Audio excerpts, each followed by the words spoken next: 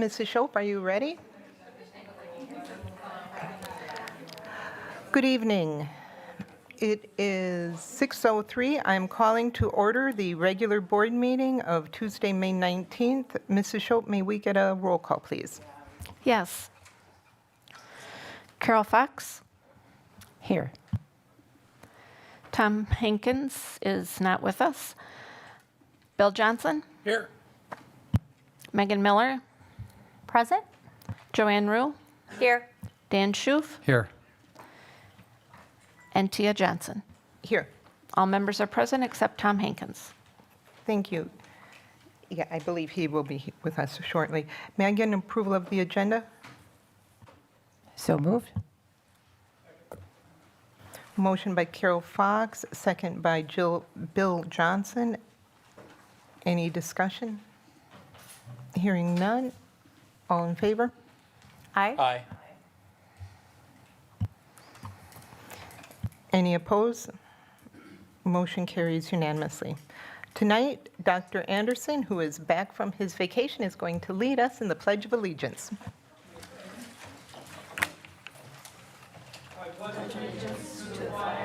Of the United States of America, and to the republic for which it stands, one nation, under God, indivisible, with liberty and justice for all. Thank you, Dr. Anderson.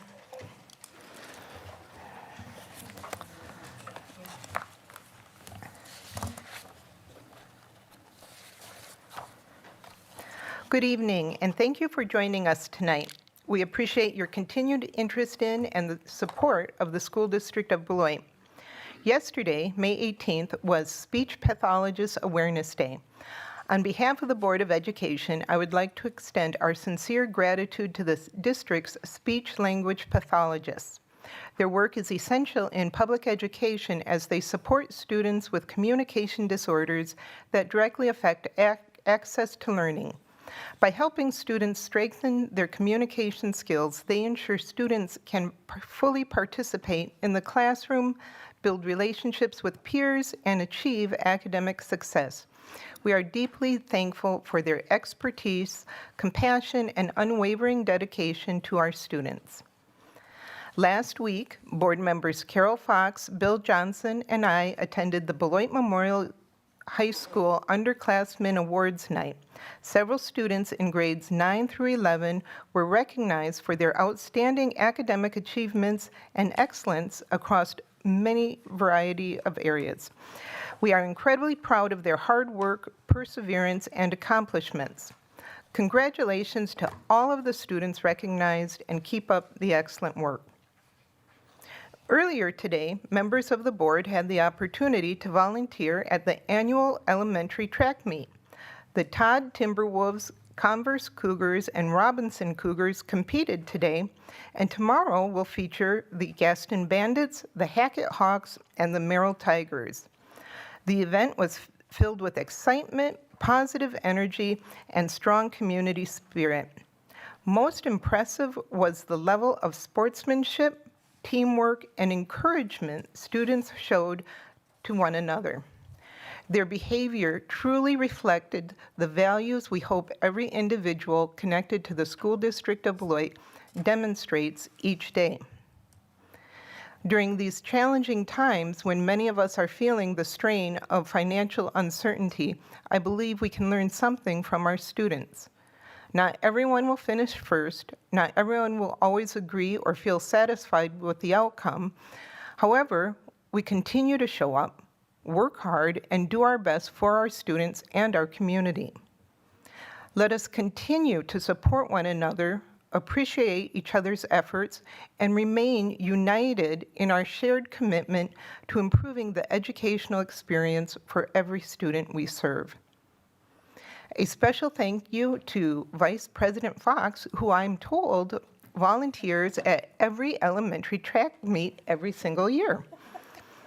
Best of luck to all tomorrow's athletes, and thank you to staff members and volunteers who continue to dedicate their time and energy supporting our students. Last Tuesday, the board held a special meeting to discuss budget concerns and potential options moving forward. We will continue that discussion again tonight. We are grateful to the Cabinet for presenting a staffing plan and for continuing to move the district forward with transparency, honesty, and a clear understanding of the challenges ahead. It takes courage to share difficult truths, including those that may be hard to hear, and it takes courage to make decisions that are necessary for the long-term stability of the school district of Beloit. I would like to recognize Assistant Superintendent Dr. Malat, Executive Director Almendarez, Executive Director Beavers, and Interim Executive Director Elwood for the tremendous leadership and work they provided during Dr. Anderson's absence. Their dedication, professionalism, and service to the school district of Beloit are sincerely appreciated. Together, we remain committed to strengthening our district and improving outcomes for every student. This concludes my report. Thank you. Next, we have upcoming events and announcements. Board Clerk Miller. All right, good evening, everybody. So these are the announcements for Tuesday, May 19th. Senior Awards Night is Wednesday, tomorrow, May 20th at 6 p.m. at Beloit Memorial High School. Congratulations to our seniors. Friday, May 22nd, the BMJE/BMJO is performing at Music in the Park in downtown Beloit across from First National Bank. Friday, May 29th is the annual Pillwhiffers Golf Outing with dinner. This fun, emphasized event is for all district staff, including retired and spouses, both experienced and brand new golfers. There will be a 4:30 p.m. shotgun start at the Kruger Haskell Golf Course in Beloit. For more information or to sign up, contact James Hoy at jhoy@sdb.k12.wi.us or over at Beloit Memorial High School.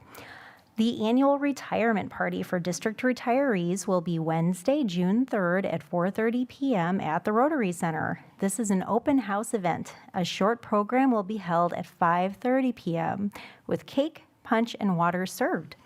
Thursday, June 11th, please join Beloit Memorial High School Academies on the greens of Glen Erin. To register your golfing foursome or to sign up as a sponsor, please contact Brian Michaels at bmichaels@sdb.k12.wi.us. Summer school registration is open. Register using Skyward Family Access. Please register early as space is limited. There will be no school on Monday, May 25th due to Memorial Day. The last day of school is Friday, June 5th, with graduation for senior students on Saturday, June 6th at 10 a.m. on Jacobson Field at the John Heineke Stadium. Doors/gates open at 8:30 a.m. If there is inclement weather, the ceremony will be held in the Bargain Arena. Please save the date for the 5th Annual State Line Multicultural Hispanic Heritage Month celebration, which will be on Saturday, October 10th. However, there is a district-wide t-shirt contest happening right now. Please submit your design to your school family advocate for a chance to be the official t-shirt, or to submit the official t-shirt for our Hispanic Heritage Celebration. The deadline is May 22nd. That is this Friday. If you have questions, please contact your school family advocate. The Department of Public Instruction's Portrait of a Graduate is a statewide effort to define the knowledge, skills, and mindsets every Wisconsin student needs to succeed after high school, no matter the path they choose. DPI invites students, families, educators, and community members to stay connected and engaged as this work continues. There will be a virtual listening session on Wednesday, May 27th from noon until 1 p.m. For specific information or to register, you may go to dpi.wi.gov, or you may contact our board secretary, Michelle Shope, who can provide you with the full DPI web address to register. Her telephone number is 608-361-4180. Meetings coming up and being held at the Colac Education Center include Monday, June 1st, there is a policy meeting at 4 p.m. Tuesday, June 2nd, begins the new meeting cadence with business, operations, finance, and HR meeting at 5 p.m. and the Teaching, Learning, Equity, and Pupil Services Committee meeting at 6 p.m. or immediately following the 5 p.m. meeting, whichever is later. This concludes the announcements for tonight. Thank you, Clerk Miller. Next, we have recognitions. Tonight, we are recognizing our student representative, McKenna Rounds. Student board representatives provide an invaluable service to the Board of Education by sharing reports and updates through the lens of the student experience, helping to ensure student voice remains at the center of our work. Throughout her time serving in this role, Student Board Representative McKenna Rounds consistently delivered reports that were both informative and very entertaining, offering thoughtful insight while engaging all of us in a meaningful way. We are grateful for her leadership, professionalism, and commitment to representing the students of the district. McKenna, thank you for your year of service. Good luck to everything you do, and we know you'll do wonderfully.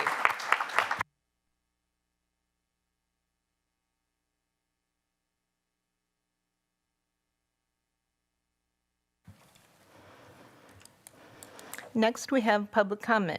Board Secretary Shope, do we have any public comments tonight? Yes, I have a couple in the room and a couple to read. Members of the public are welcome to attend all public open meetings of the Board of Education. Individuals attending board meetings are expected to conduct themselves in a respectful and courteous manner that models appropriate behavior for our students. Individuals wishing to comment are expected to comply with the norms found on the back of your comment cards and in Board Policy 187, Public Participation at Board Meetings. We ask that each of you contribute to maintaining a respectful and orderly meeting and prevent discussing confidential matters in a public forum by following these norms for public comments during board meetings. Thank you for your participation and courtesy. Mrs. Shope? The first person I have is Julie.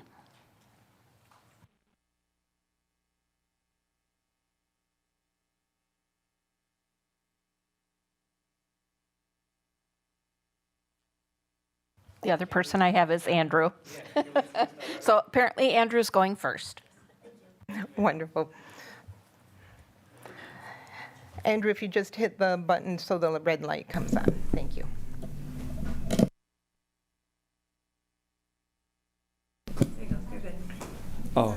Oh, I got it. Not this light, that one. Okay. Good evening, board president, members of the board. My name is Andrew Heery. I'm a professor of bilingual education and ESL at the University of Wisconsin-Whitewater. Tonight, I'm here on my own accord.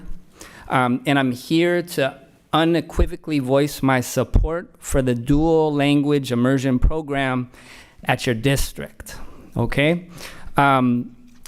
I'm going to talk about two things that I hope that you'll consider, and then my colleague, Dr. Minako Lecoq, is going to talk about some possibilities, right, to move forward. So I really appreciate the district's commitment to educating all students equitably, and I'd like to remind the board that Spanish-English bilingual programs started in the state nearly 60 years ago that emerged from Latina community organizing. Folks were fed up with the remedial education that they were receiving prior to these programs coming into existence, okay? And then since then, there's been a plethora of research that has supported the multiple benefits of these programs.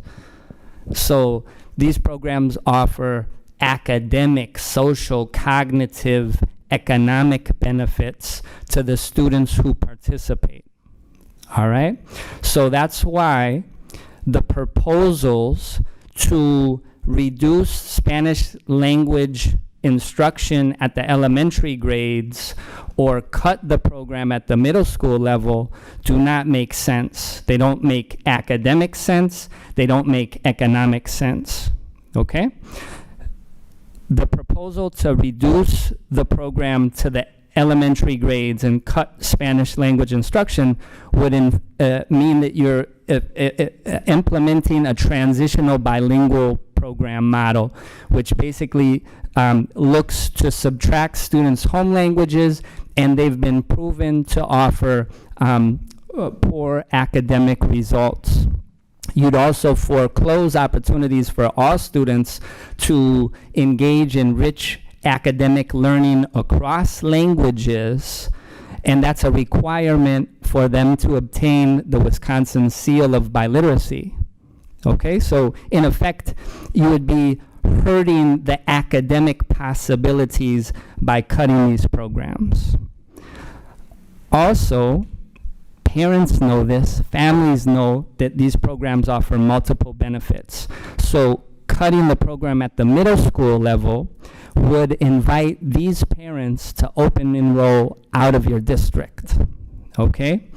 A lot of my research has focused on public bilingual education and how it can function as a safeguard against school privatization, all right? The opposite is also true. When school districts refuse to recognize and respond to the dreams, aspirations, and hopes of the community, that opens the door to school privatization and charter school proliferation. Okay? So I encourage you and ask respectfully to let's deepen collaboration between university and school district. There are ways that we can move forward, right? But let's not forget the legacy of bilingual education in the state and in your district. Muchísimas gracias. Thank you, Professor Herring. Mrs. Schultz? Next, we have Julie. Hi, good evening, Board President and board members. Thank you.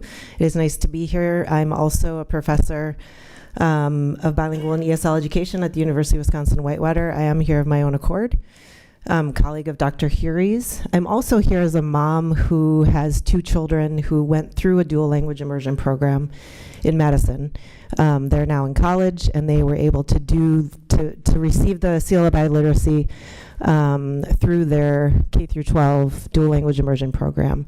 So I see it on a professional side, and I've seen it on a personal side with my own 2 children. Like Dr. Huri, I implore you to reconsider the proposal and partner with us as much as possible. There's a lot of research out there, as Dr. Huri mentioned. There's research that supports DLI programs. Should I keep talking without the mic? Oh, it's back a little bit.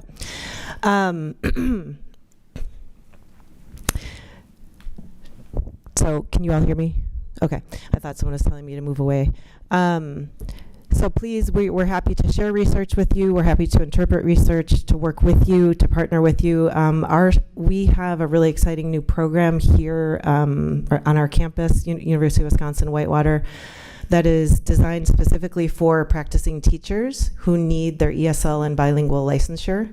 So it's an asynchronous, fully asynchronous program, and it's accelerated, so teachers can enroll in the program while they're teaching full-time, and what they finished with in less than a year and a half is a K-12 ESL license and a K-12 bilingual bicultural license.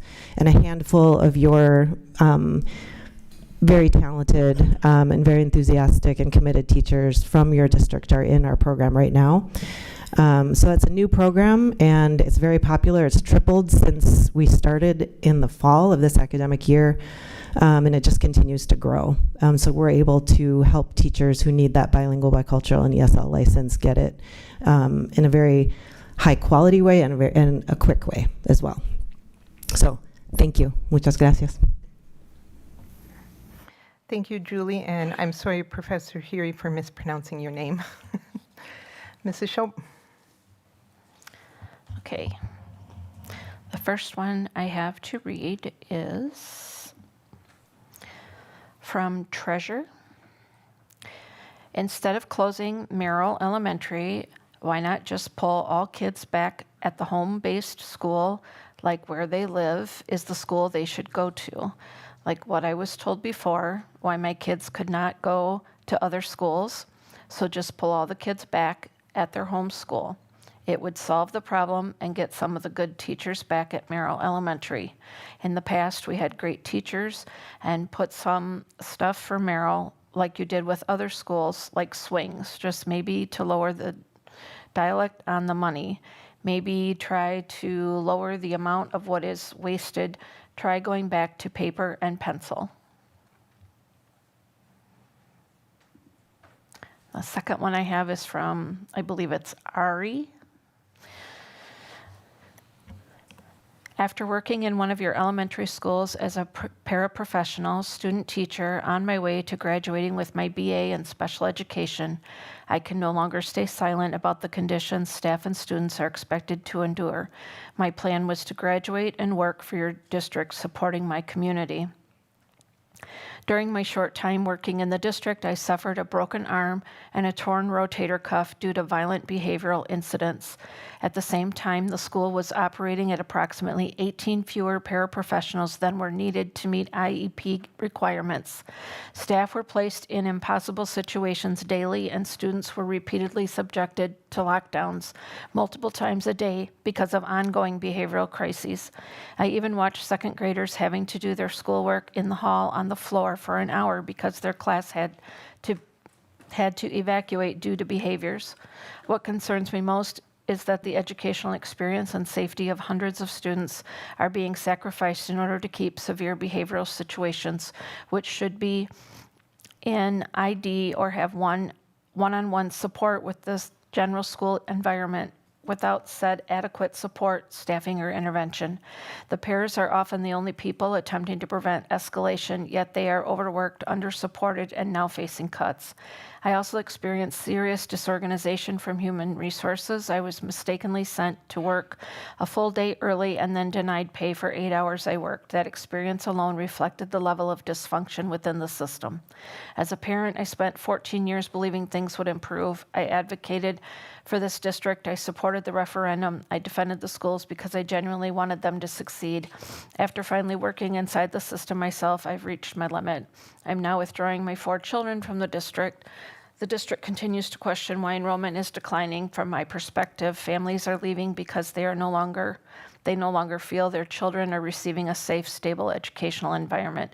Teachers, parents, and students are burning out while serious behavioral issues continue to overwhelm classrooms with inadequate support structures in place.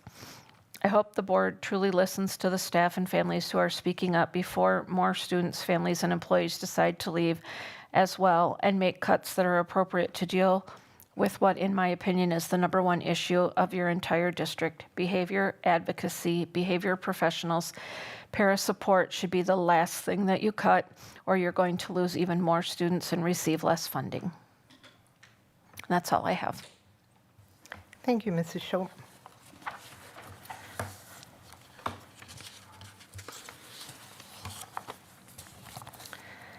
Next on tonight's agenda, we have the Student Board Rep with Student Board Representative McKenna Rounds. First of all, I would like to say thank you to the board for being so kind to me throughout this year. I'd like to say thank you to Ms. Pels for being so supportive whenever she sees me in the hallway. And thank you, very special thank you to Mr. Hoey for teaching me government and how this board works. I love the school district. I have been in the school district since I was probably like 4 years old. Never been out of it. Kind of scared to leave it because I'm graduating. But with how the school district has been trending, I know we can be better, and I want it to be better for future generations and for future classes of students. So this is going to lead me to bring up some constructive criticism. Again, this is nothing personal. I love all of you here. I just know we can be better, and I want to help us be better. First of all, I have noticed that there's a lack of communication among the school and school officials. It's just kind of confusing for students and teachers. And I've noticed administrators are also a little confused with the lack of communication flowing between everyone. I just think maybe we should all try to communicate a little bit better. And I know that can be hard, but if we truly want our schools to succeed, we have to at least try. Next is a gripe I've had this entire year. The AB day schedules. It has made it a lot harder for students to have consistency, to study for tests, to do homework, to not be as burnt out. Just generally, I've noticed everything is harder. As much as we like to say that you can do A day homework on B day and do B day homework on A day to prepare yourself for the next day, that's a little hard when you're getting double the amount of homework and double the amount of stress from each class. And a lot of the days, we don't even have consistency in the classes. Most of the days that have been canceled this year have been A days.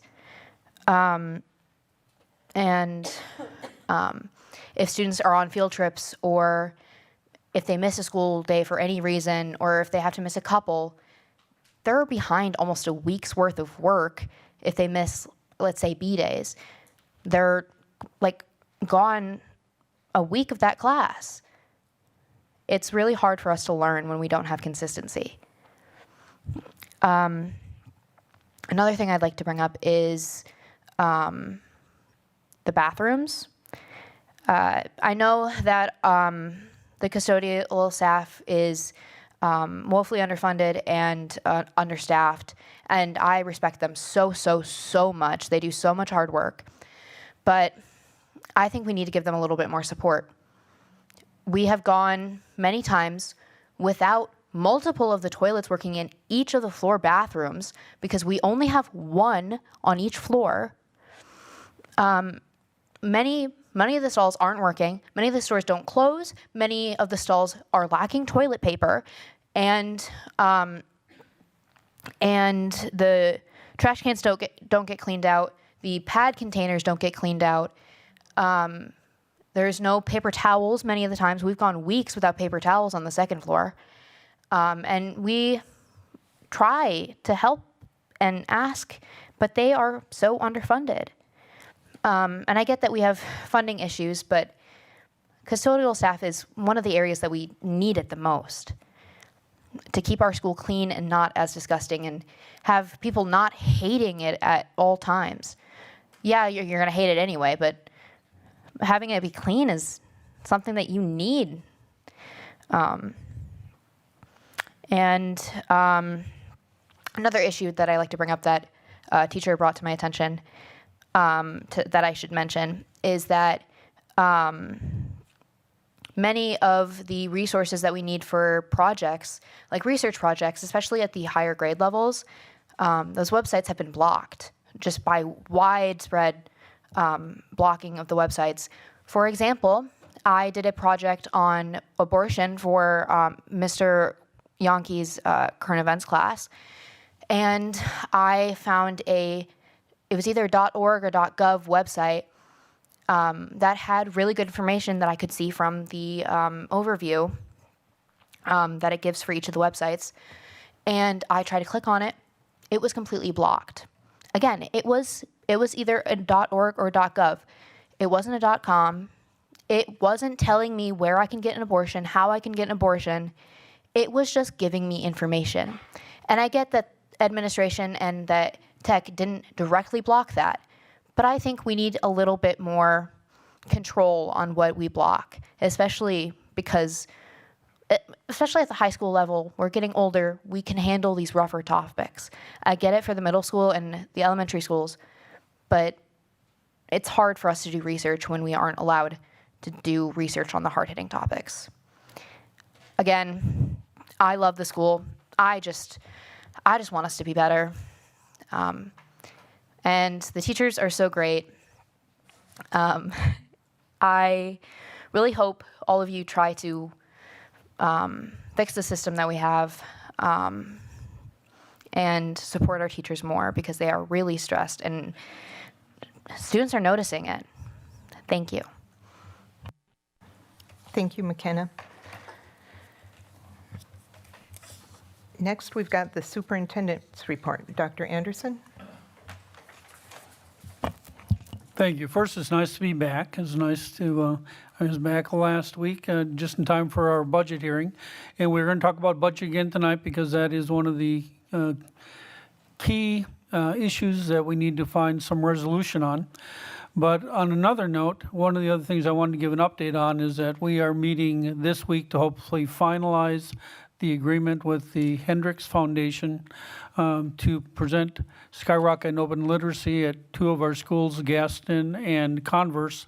So hopefully at the next meeting, we will have an agreement to bring to both the boards for that project going forward.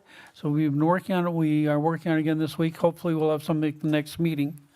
I want to thank McKenna for giving us a student perspective. It's always good to hear different perspectives, and it's good to have a student voice. So we'll be talking about some of my topics in much more detail later on. Thank you, Dr. Anderson. Next, we've got the Policy and Human Resources Committee report. Chairperson Fox. Thank you, President Johnson. Well, I got the mic. McKenna, thank you very much for being my buddy there for a while when I first got on the board. And if you want to know anything about Ronald Reagan, she's your person.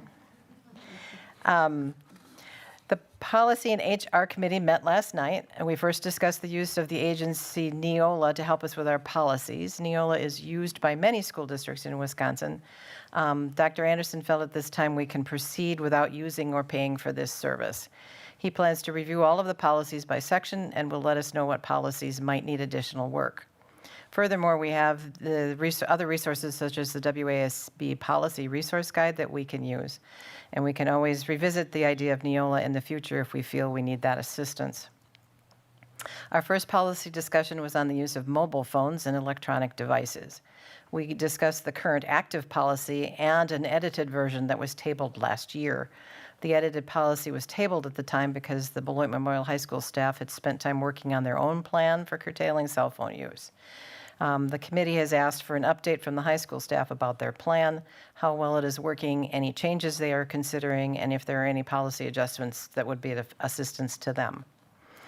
We also discussed the requirement in the state statute 118.07 with a 5 in parentheses, which requires by September 1st adoption of a policy on appropriate communication between an employee or volunteer for the district and students. We already have policies 528 on professional boundaries and 522.71 on social media guidelines that address many of the key issues that are in this statute. The committee will be studying whether these policies cover all the requirements in the new law or if adjustments and changes need to be made. We also approved Exhibit A to move forward to this evening's board meeting. Our next meeting, as policy only, because we're changing the structure, will be on June 1st. We did change the time. It will be 3 p.m. And the policy committees will continue to meet twice a month on Mondays before the board meeting or the committee meetings. And Dr. Anderson thinks we'll have a lot to keep us busy. Thank you, Mrs. Fox. Next, we have Teaching, Learning, Equity, and Pupil Services Committee report. Chairperson Rue. Thank you, President Johnson. The TLE committee has approved forming an ad hoc advisory committee to review and update our human growth and development curriculum.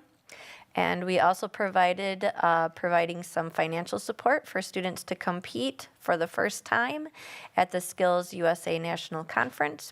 And then because of our new way of structuring our meetings, our next meeting will be on June 2nd. Thank you, Mrs. Rue.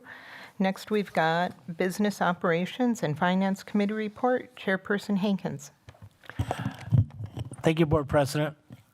Yes, we met tonight, and our biggest, or only one on the agenda was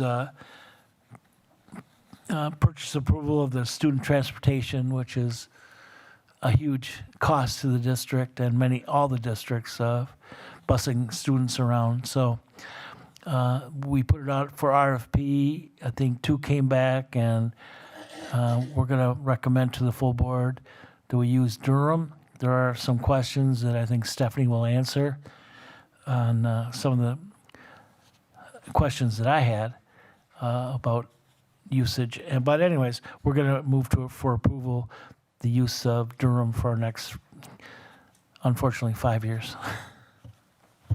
Thank you, Mr. Hankins.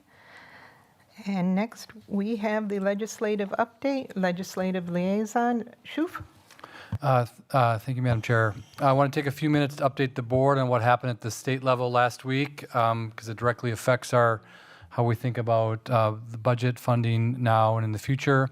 Governor Evers, Assembly Speaker Voss, and Senate Majority Leader LeMahieu announced a special session the day we were meeting last week to vote on a $1.8 billion spending package. It was billed as a big win for schools and for tax relief. Ultimately, later in the week, the state Senate voted it down 15-18, and I wanted to explain what I've learned in my digging on why that may have happened. Here's why it matters to us.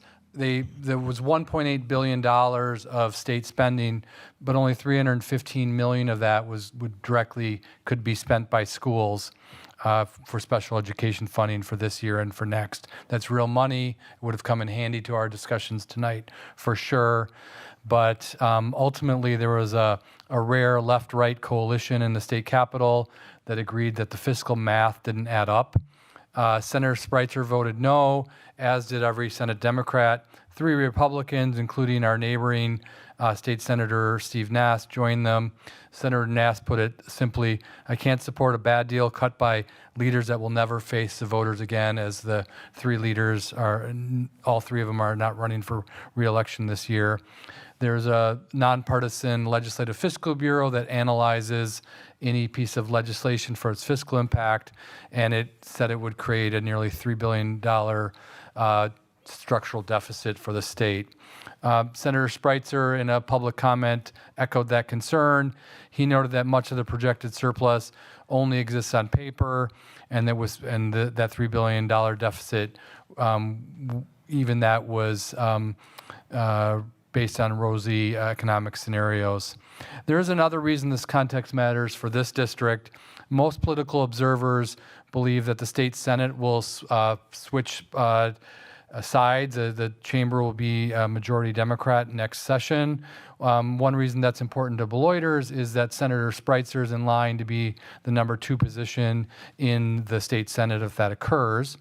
That would put our state senator, one that looks out for our district, at the table when the next state budget gets written and then when school funding reform finally happens, we hope. The other thing is legislators now, what you would expect for the rest of the summer, legislators are out now collecting signatures to get on the fall ballot. So essentially the legislative session is done and the campaign season has begun. As that plays out, we as a board and as a district will need to weigh in on school funding proposals through the organizations we belong to and individually, and of course we're a party to the important lawsuit moving forward. Most of that begins really in earnest once November election happens and we know sort of who will be the players in the state capitol.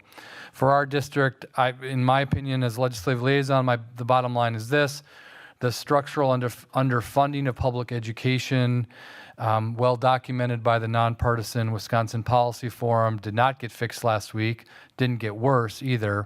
There's a real fight, this district's part of that, for sustainable long-term school funding. This continues into the next legislative session.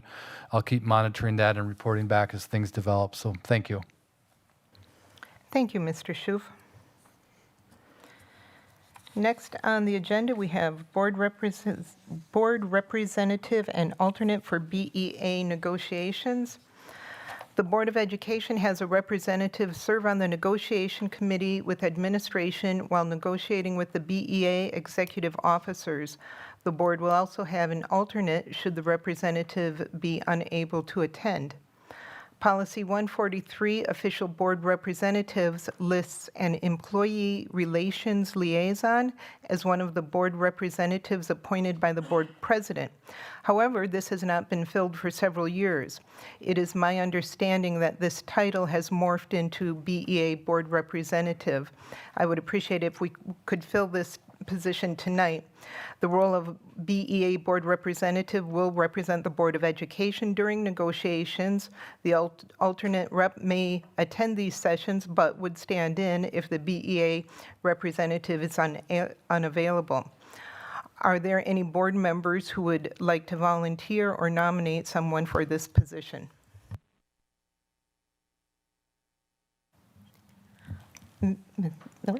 If somebody else would like to do it, that's cool. I did it last year. I'd be more than happy to serve again. Okay. Anyone else? How many meetings? What does it entail? Ms. Miller, you would probably be best to answer that one. It was lovely. It was a handful of meetings with wonderful people. And, I don't think it was like a giant time constraint. I mean, it was reasonable. I'd be willing to be the alternate if Megan wants to do the real thing. Thank you. Well, then I will appoint Megan Miller as our BEA rep and Carol Fox as our alternate. Are there any questions or any other discussion? Wonderful. I love it when things go that fast. One here that's not going to go so fast. Our next item is board budget proposal. And the purpose of this is to share with board members the proposed budget reductions that administration has put together for the 4.5 needed for the 26-27 school year. The administration is looking for feedback from board members at this time. Before I turn it over to Dr. Anderson, I will share some thoughts that I shared with the board and one of the news media. The board understands these are challenging economic times for many families, staff members, and community members.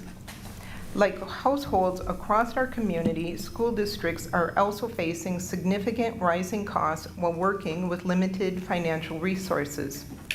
Many school districts across the state and nation are also facing dwindling enrollment and financial difficulties. Unfortunately, the reductions we must consider are greater than originally anticipated. Initially, the district thought we were only going to have to make $4.5 million in reductions. That number has now grown to about $5.7 million. We continue to listen carefully to the perspectives and suggestions shared by our community, staff, and families, and students. Thank you, McKenna. We consistently hear that people value strong academics, safe and respectful learning environments, and meaningful extracurricular opportunities for students. In response, the administration has brought forward 3 recommended options for the board's consideration, which it is also important to acknowledge that the state funding in Wisconsin has not kept pace with inflation or the increasing needs of students. The realities facing schools today are very different from those even 10 years ago, 15 years ago. In addition, the school district of Beloit continues to experience declining enrollment, which has a substantial impact on district funding. Despite these financial challenges, the school district of Beloit remains deeply committed to our students and families. We will continue to work diligently to find the correct balance and timing of right-sizing the school district of Beloit. We value our partnership with the community and will continue to work together to provide the strongest educational experience possible for every student we serve. Dr. Anderson? We're going to have enough what I'll call challenging discussions tonight, so I thought I'd start out with a little good news. Is that for the 25-26 school year, the budget we're currently in, when the board passed that budget, the board looked at having to use $1,937,000 of OPEB funds, which are retirement funds that we've already paid all of our retirement costs, so that they're money the district has to spend.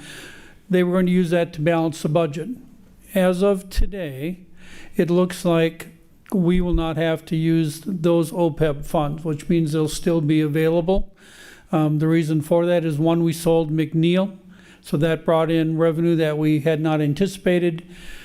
Two, we had vacant and unfilled positions that were in the budget that we did not employ, so that was a cost savings. And then there was good fiscal management through the year. Ms. Elwood has done an excellent job of keeping a day-to-day sharp eye on all of our expenses, so that the slightly under $2 million that we are going to use of OPEB to balance this budget will still be available in the future. So that's the good news. Now we have some things I just want to go through before we go through our scenarios. And these basically just give you some overall budgeting. One, the first slide that you see is showing that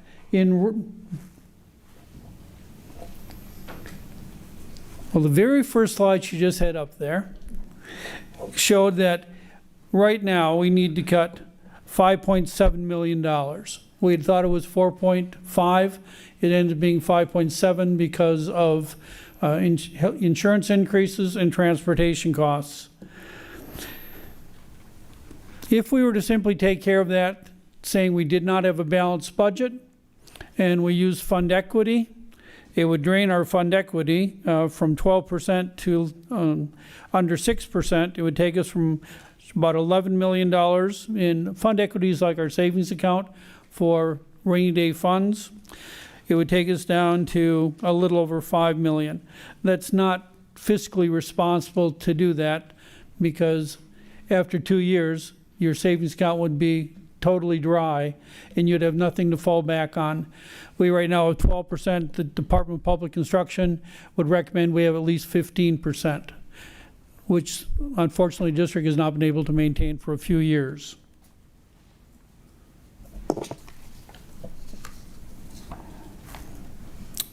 See, I have this terrible problem, is that I can't see anything close up with my glasses on, and I can't see anything far away without my glasses.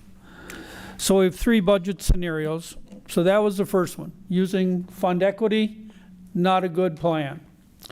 Second one is, what if we do a combination of OPEB and budget reductions? That will help us somewhat. One, it makes our cuts a little less severe. However, in regards to the budget, we are going to have to make cuts. There is no feasible way to come up with $5.7 million without cuts. We also have to take a look is, as we're using OPEB funds, that is going to have a slight tax increase. And we all know that from last year, when community members saw a large tax increase, they were shocked and not happy. I will use those words.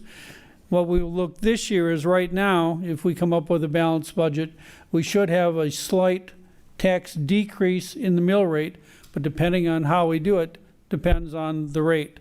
If we do use some OPEB funds and all that for this year, with budget reductions as a combination, what we'll have is, we'll still have a reduction over last year. So, but as we continue to do that, it'll reduce, but it won't be reduced by as much. But right now, I do want the public in it to understand is that if we balance this budget appropriately, your school tax portion of the bill should go slightly down from what it was last year. All right, that's important. Now, if your house value changes, that has an impact. But if your house value stayed the same, we balance the budget, your taxes should go down. Now, the third option is, what if we take a use of some OPEB funds, some staff reductions, and also look at a referendum? If we do a referendum in November and that referendum were to pass, we can use those funds during the 26-27 school year, which could then offset some of our costs. But of course, if we go for a referendum, that is asking the taxpayers for a tax increase. I'm just presenting this to say there are different options for how we can go about balancing a budget, but in the end, we want to make sure our budget's balanced. 3 scenarios. We brought up 3 scenarios last week, and we'll go back over them again. Each one of them will help us balance the budget. Each one of them have different things going on. We have A, B, and C. Now, I know that the writing is small up there, so I'm going to basically give you a synopsis of what each of these options are. Option A looks at going through all of our staffing throughout every portion of our building and taking a look at if we tried to right-size our district for not only next year but for future years. Because it's no secret that the Lincoln Academy right across the street is constructing its second half. Now, in my discussions, I have found out that once it is finished for the 27-28 school year, they are not going to take all of their students at one time. They are going to phase it in over a couple of years. So it means that any student decline won't happen immediately, but it'll be phased out, but it's still declining enrollment. And as we lose students, we lose revenue. So the first option takes a look at all of those, and at the end, we're going to cut 45 individuals. 44.7 is what we would have less working in the district next year than we'd have this year. That would save us $4,877,216, which means we still have to go under OPEB for another $822,784 to balance our budget. Option B is a little more aggressive. In option B, we're going to cut slightly over 48 students, and we're going to start looking at, can we move programs? In other words, can we take the Beloit Learning Academy and take that from its present location in Cunningham and move those programs to other buildings? So some of those programs could go to the high school. We'd have to work out how that exactly would be, but we'd be looking at utilizing space at the high school. One of the proposals also is to take Merrill and to make that an early childhood, early learning center, where we'd take the students, other students, move them to the other 5 elementaries and use that building as a district center. Basically, it would allow us to empty out the Cunningham, so we could then look if we could sell that in the same way we sold McNeil. That option would net us $5,367,418, which still means we'd have to take $332,582 out of OPEB. The third option is the least aggressive. What it does is it cuts 35.2 staff, and those staff are basically vacancies that happen throughout the district or contracted staff. But it would basically mean that the staff members who currently are working for us this year would have jobs next year. It may not be in the same building or at the same grade level, but if they were employed this year, they would be employed next year.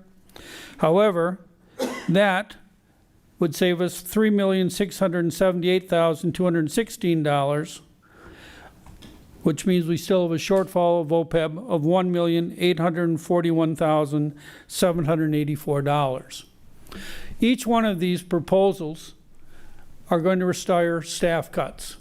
What we have to take a look at is how aggressive do we want to have the cuts in staff for next year, because depending on the aggressiveness of the cuts will depend on how much money we have to use from OPEB to balance it. Now, we can have, the board could decide that it does not want to use OPEB funds, and if that would be the case, then what I would be tasked with my cabinet and with staff is to come back and determine how many more additional cuts, depending on the solution that was in favor, to make sure it's balanced. Irregardless, the district is going to look different next year than it does this year. There's no way around that. I can't come up with additional funds. Had we hoped last week that there has been some offsetting costs, that would have been great. However, that is not the case. So what we need to discuss is, what do we think is the best option going forward? How aggressively should we cut going forward? Once we know that, then it's up to us to try to implement those plans. If none of these proposals are beneficial, or I should say if none of these proposals are accepted, then I think what the best step is determine, is there a level of acceptability of use of OPEB funds so that we know, yes, as a board, we feel that we'd be willing to use X amount of OPEB for next year, and then whatever the difference is, we'd have to take a look at these options and determine if we needed to cut as severely as option B or cut more aggressively than option C. And that really is the discussion in front of us tonight. Once we have that, then we can look at, who is going to be displaced. The one thing as we cut things we have to realize is that when we cut individuals, it means that certain things that are being done this year probably are not going to get done. To just assume that we're going to find somebody else to take that on, I don't know that that's realistic. I think what it is some duties could be taken on, but we have to realize some duties can't. So that's kind of what the what I'll call the initial discussion is tonight, is to see if we can come to some agreement on how aggressively we should look at next year. And once we do that, then we will be able to make some fine-tuning on determinations of how are we going to get that number. Now, I do think it's important to also note is that the board had certain things that it wanted us to take a look at that are preserved in all of these options. One is staff get a raise. 2.6% is built in. So irregardless of the option, there's a CPI raise for staff. Also, there was no cuts or changes to longevity pay. I know that those had been discussions forward. All of these options preserve that. So those are things that take place irregardless. All these options require us to take a look at, one, athletics. Now, right now, athletics, we're taking a look at recommending moving middle school athletics into Fund 80. That means the programs still exist. We fund it out of Fund 80 rather than Fund 10.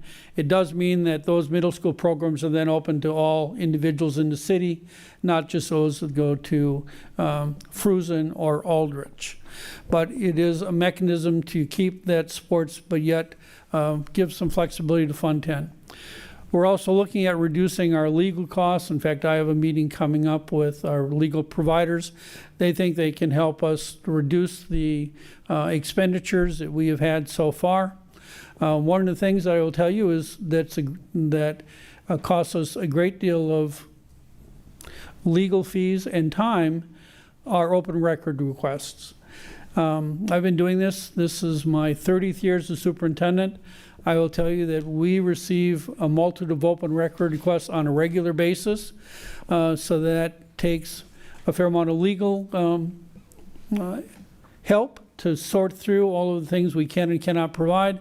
And also, we have one individual that works almost entirely on fulfilling our open record requests. So it's just something to take a think of, is that these are things we will respond to, these are things we need to respond to, but they are things that, do take up time and resources. And so we're working with our attorneys to find out where can we pare down our legal costs. For high school, it's been no secret that for the last 2 years, our budget has went over by $100,000. So basically, we're taking a look at, do we either increase by $100,000 or do we look at making changes to be in line with our budget? I would say right now what we are looking at for our scenarios is to look at each one of our programs in detail and determine if there are cuts that can be made that still preserve programs. In other words, we're not going to eliminate high school athletics. We're not eliminating middle school athletics, but we are going to take a look to determine how many coaches are in each of our sporting events? How many students do we have? And is there a way that we can make reductions so that we can stay in line with our budgeted amounts? Those are just some things that in general that we are taking a look at as we go about trying to solve this process. Once we finish this budget, then the next discussions right away are referendum. Do we go to referendum? If so, do we go to referendum in November or do we go to referendum in April? If we go to referendum in November, we need to have a question designed and ready to put forth by the end of August. So we would have between now and the end of August to determine what are the things that we would want to ask the public to financially support. If we does pass, we could use those monies during the 26-27 school year. So we would be allowed to use some of those funds. So if we had to make some initial cuts now, and we put those in the referendum, and the referendum were to pass, and those are things we asked to be added back, we could add those back during this same school year. Do we go to April? That way we would have a longer amount of time to determine what should be in this question. These are just other things that we're going to need to discuss.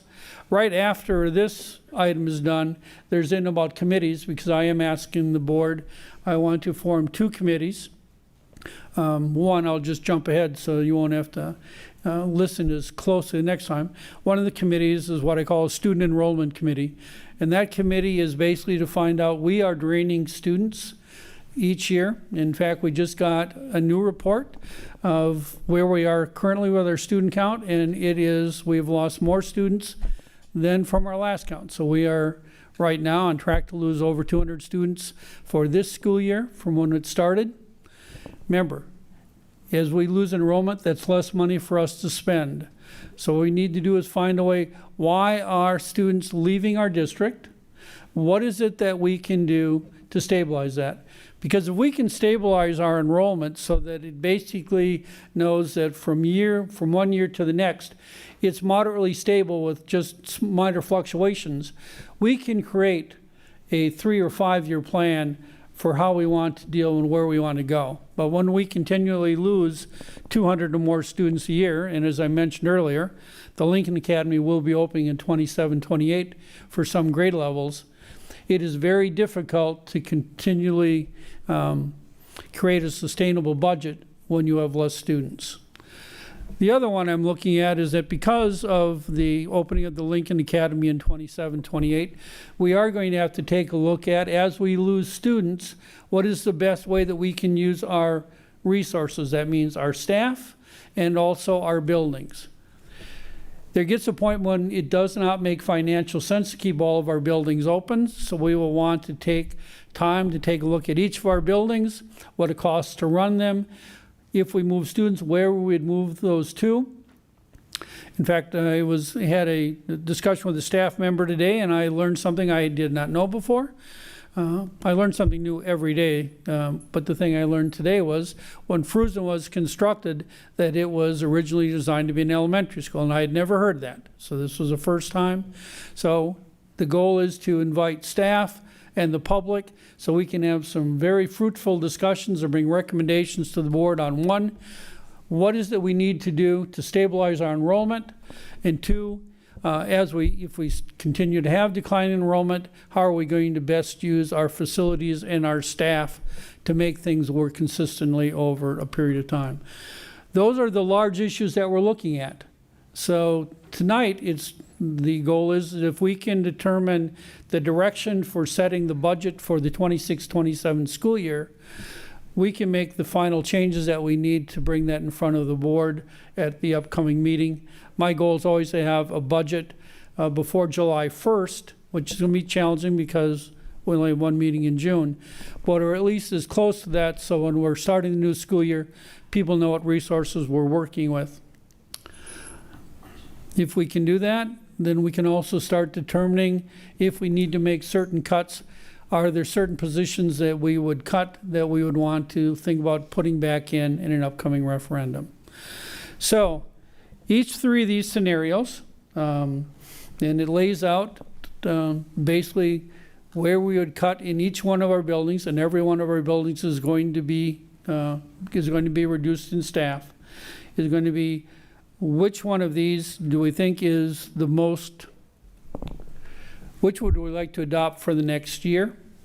And if none of these meet that, what are the parameters that we need to go to tweak any of these to work? So that's a lot more talking than I had originally planned to do, but I think it's important to set the stage. So right now it's basically a discussion. A, B, and C are up there. The board members have that. Is trying to make a discussion of where would you like us to go from here? Because if I know where you'd like us to go, I will do my best to work with staff to accomplish that goal. Dr. Anderson, before we begin the discussion, I had specifically requested the administrators walk us through the proposed budget reductions 2026, 2027, May 12th presentation. I understand it doesn't include option C, but I think there's a lot of good details in here that board members and the public should hear before we begin. Yep, that's fine. We have that. Thank you. Yep. Madam Chair, just one point of clarification real quick, if I may. I know, Dr. Anderson, you spoke about the committee structure, which is our next agenda item. But informally, when we understood this was coming up, there's two committees, one with like enrollment, marketing, how do we reverse enrollment? And then I understood the second one was going to be referendum and use of buildings. But when you just described it to us here, you didn't say it was referendum and buildings. You talked about just about buildings. So the second committee is the one that would help figure out if we needed a referendum, right? Well, I think both committees are going to end up tackling part of the referendum question, because I don't think there's any way, they're all intertwined. So for enrollment, what is it that with enrollment that we may need to do to stabilize our students, and as we look at the buildings and staff? So I think that referendum discussions are going to happen in both of those committees. Thank you. Thank you, Board Member Schuf. And that's an excellent question. Let's keep on the agenda item at hand, because there are a lot of questions, there's a lot of information, and a lot of important things we need to cover. Dr. Anderson, do you have the presentation? It's up there. I'm going to tell you that's a different sheet than I started with. No, we can do it. I just need to look over from here. All right, so this basically goes into how, I'll talk loud so you should all be able to hear me. These go with our shortfalls, all right? So why are we in the situation we're in? We're in it because we're declining students. We expect that for the 26-27 school year, our enrollment is going to be 200 students less than it was this school year. And the bottom line is, it probably could be slightly more than that, because right now we're on track to be slightly over 200 students fewer than we were last year. We were also estimating in 27-28 with the Lincoln Academy that could hold another 750 students, and we had the possibility of losing 600. I think we can modify that number some, knowing that they're not going to open all the seats at one time. However, over a period of time, they are going to fill that building, so it'll be phased in. So we are still looking at, because the building's opening, the most likely students to go there are going to be students from Beloit, because it's in our town. Our revenue increase, this is what the state says. Here's what you need to figure out. And here's how much money we're going to give you per student, as I already mentioned. If we have less students, we have less revenue to spend. These are what we're hoping. Now, special ed is what we had hoped last week was going to be increased to 50 or 60%. That did not happen. So these are the numbers that we currently have, which we've used in our projections. We did build in the salary increase. Our health insurance increase, as I said, the reason we went from 4.5 to 5.7 is that our health increase went to 18%. We had budgeted 10. We are also budgeting a 10% increase for 27-28. We pay a significant amount of our money that comes into us to the charter schools, because that's how the funding system works. So money comes to us, and then it goes to, in this case, like the Lincoln Academy or Rock County Christian.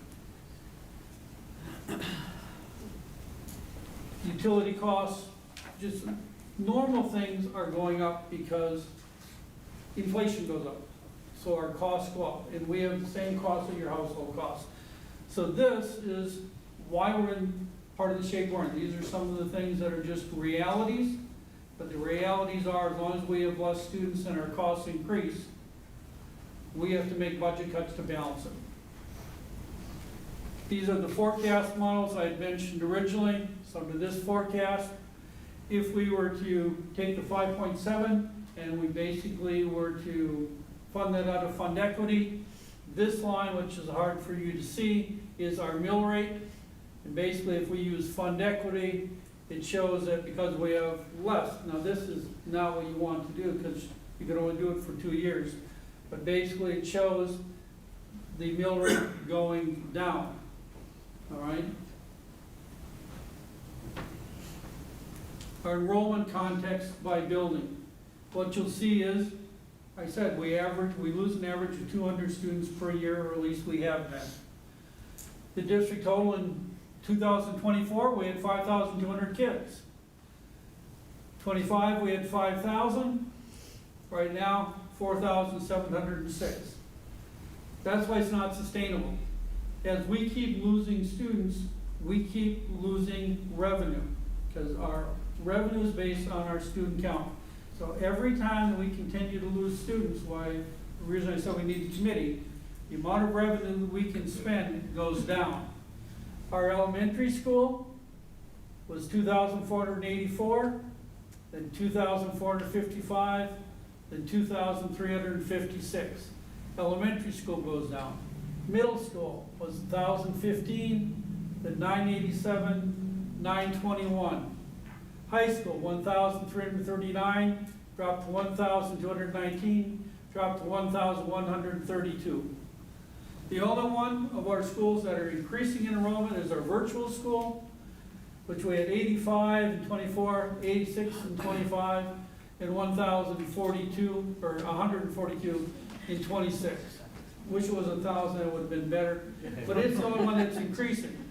Our alternative programs, we had 205, and we dropped 182, 118.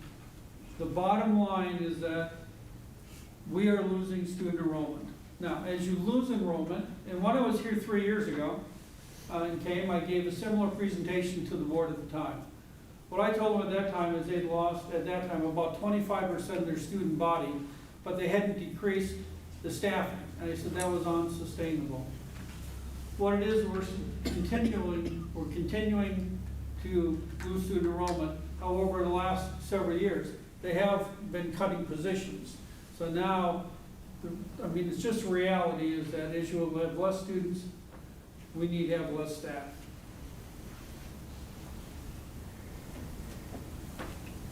Just another enrollment chart. Basically shows you in each of the schools how much we have.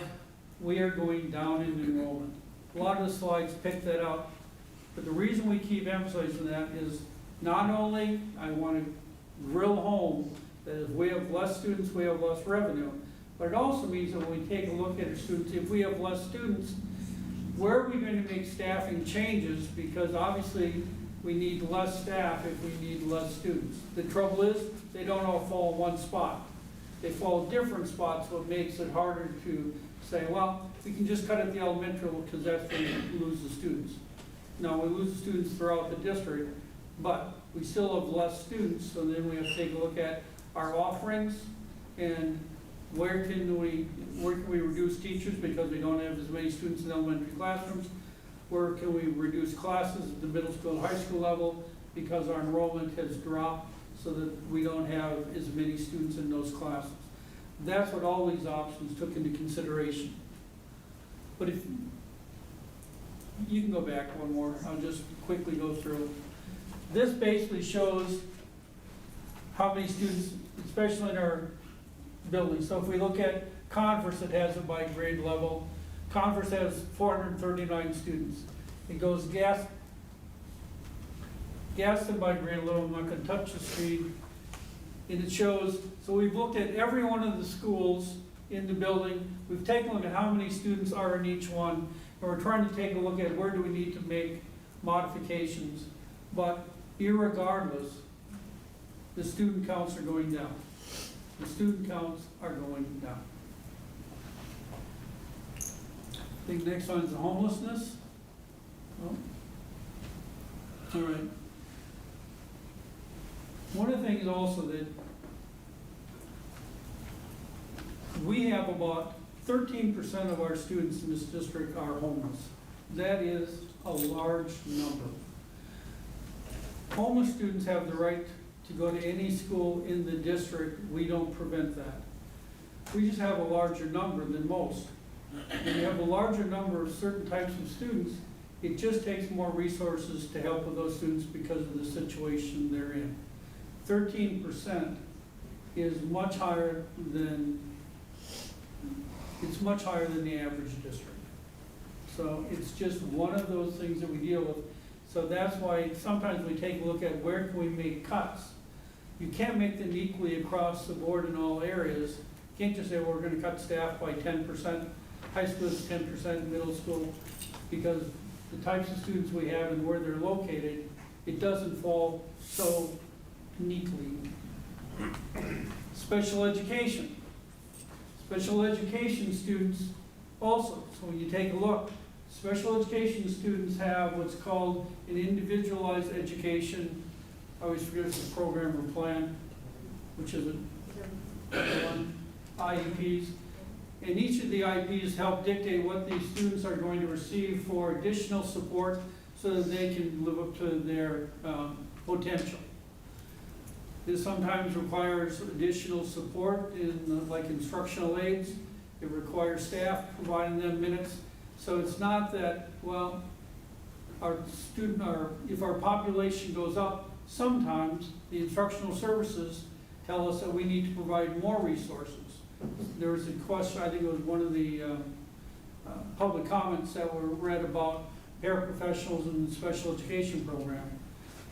We have to take a look at not only how many students do we have in special ed, but we need to take a look at what are the requirements of their IEPs. How many minutes do we have to meet in different types of instruction? So again, it's not just an easy cut that says, well, because actually our special education population is expanding and not decreasing. Okay. Excuse me, we can go to the next one.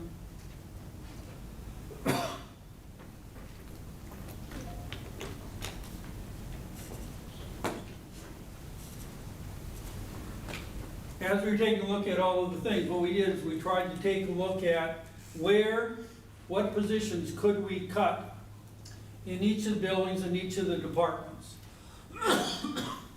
In other words, taking a look at what are our student needs, what are our staffing needs, what are basically the budgetary limitations we're living under, and so we went place by place to take a look at what are going to be cut.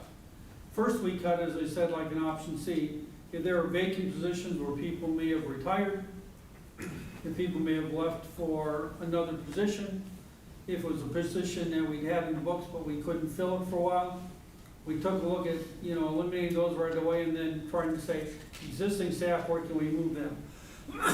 We also took a look at going farther than that with A and B and saying, we're going to not only eliminate the vacant positions, we're also going to take a look at what other positions do we have, and if worse came to worse,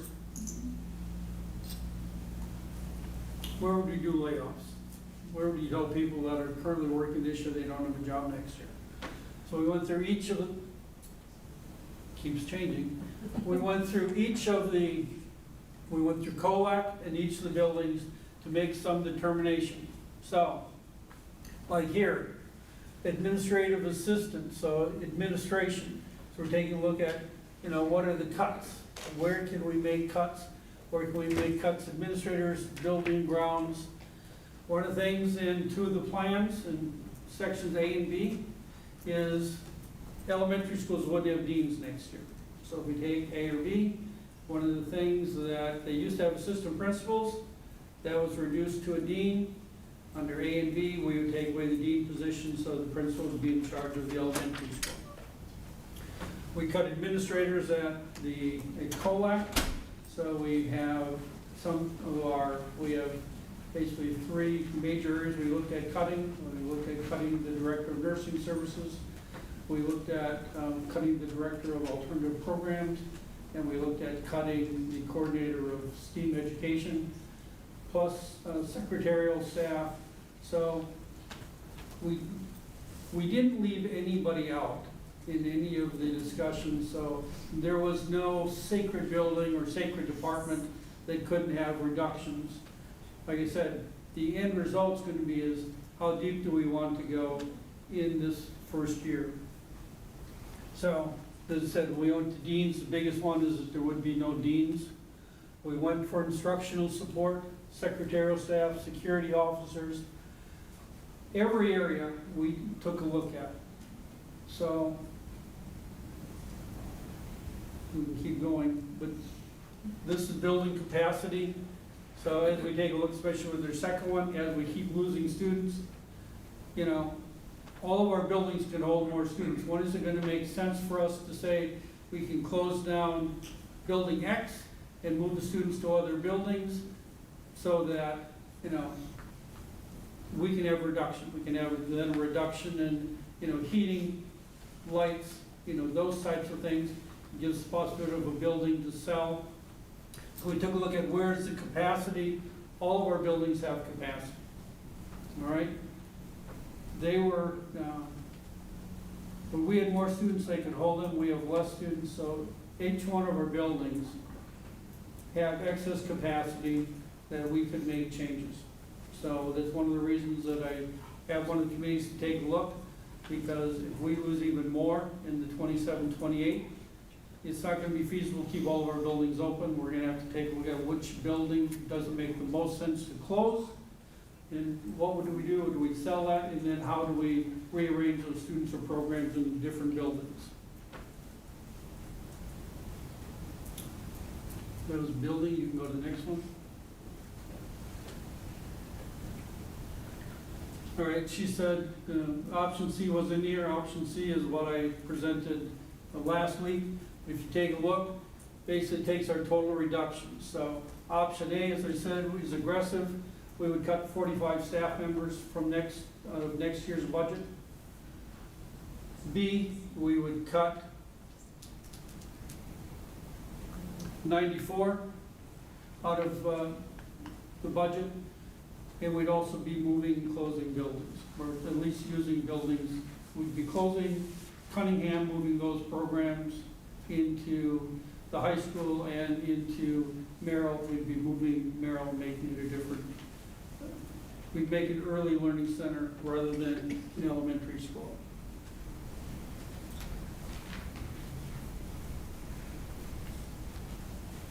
This goes through each one. So central office.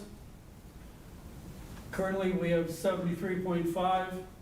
We would take a look at the net reductions of losing 8 positions. In the elementary school, we currently have 316. We'd be looking at almost 10 reductions. Facilities, we'd be cutting 2. Facilities are like our maintenance teams. High school alternative education, we'd look at cutting 12. Middle school, we'd be looking at 12, and here it just outlines each of the buildings. So, Aldrich, 5.5, but Learning Academy, 3, Fuller Memorial High School, 9, Converse, 2.2. When it has a point, it means we're sharing staff with other buildings. I'm going to go through. Converse, 2, district office, 8. Facilities operations, 2, Fruzen, 6.5, Gaston, 2.2, Hackett, 1.2, Merrill, 4.2, under A. Robinson, we'd actually add a .3, and shared staff. In Todd, we'd be losing a .2. These are all basically to say, we're gonna have to have reductions in all of our buildings. Each of our buildings are going to look different, depending on how aggressive we are. Is going to depend on, you know, where's, like I said, A is aggressive, B is more aggressive. And we didn't have C on this because that came one actually last Tuesday. And as I said, C basically maintains all the building structures the way they are, leaves the deans in the buildings, but it uses the most OPEB funds, just shy of $2 million in OPEB to balance. Option B is that we had option A and B. Again, I know this is sounding repetitive. Basically, option B would have the same cuts as option A, a few more cuts than that, and then we'd also be looking at how we're using our buildings. This was basically a summary page for A and B, and I'll add C to it.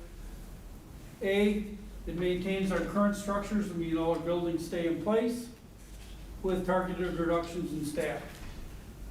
B, it basically, we're redesigning the system. We're going to use Merrill differently, and we're going to basically empty out Cunningham. And so we'd be using the high school differently, we'd be using Merrill differently. The reductions, on option A, 44.7, option B, 48.2. The structures would change because Merrill would become an early learning center.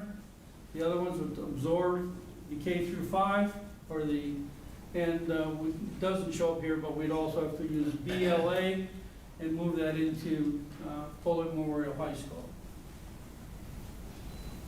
The efficiencies, if we keep everything the same with the students, it's some efficiencies, but basically the buildings are still being used as the buildings. It's not a big change as far as what's it take to operate a building. If we option B, where we start closing things, obviously we can close buildings down. That means we're going to save on some of those, what I'll call facility costs. Student support, under A, since we keep all the buildings the same, it's less disruptive because the buildings stay the same. So Merrill remains to be an elementary school, Fuller Learning Academy stays at Cunningham. It's just that we're going to have them with less staff. If we do B, again, we're making more changes in buildings. Total savings, this would give us, as I said, $4,697,216 in savings, which means we still need to use OPEB. B is more aggressive, that would say it was $5,187,418, would still use OPEB. And as I said, C is not up here because C wasn't in that original document.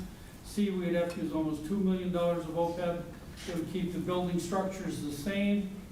It would basically minimize staffing cuts to the vacant positions, so about 36, and would keep deans in the elementary schools. Legal costs, as I said, we're trying to look, we use, for various reasons, we are trying to reduce our legal costs. In 23-24, our legal costs were about $475,000. 24-25, they were just shy of $500,000. Right now, as of March, we are tracking $334,000. So we're trying to take a look at how can we reduce our legal costs so we can use those dollars elsewhere. One of the things I had suggested, if we go back, is looking at potentially in-house counsel. Some other districts that are about our size have their own attorney on staff 8 hours a day, and that might be an option to look at that might give us some cost savings. All right, and the next slide.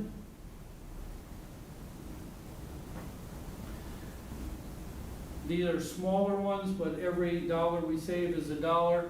Is like cutting professional development travel. In other words, can we basically limit when we're going to leave. So if it's not funded by a grant, basically, we would try to limit so we didn't do it. We do have grant funds. If I cut grant funds, it doesn't save any Fund 10 dollars. It doesn't have balance the budget. But we can take a look at, other than spending dollars, professional development dollars out of Fund 10, how can we minimize that as much as possible? Can we keep things in district so that we don't have to travel, the food, hotel expenses? It's not large numbers, but as I said, every dollar we save, we can reallocate somewhere else. Next.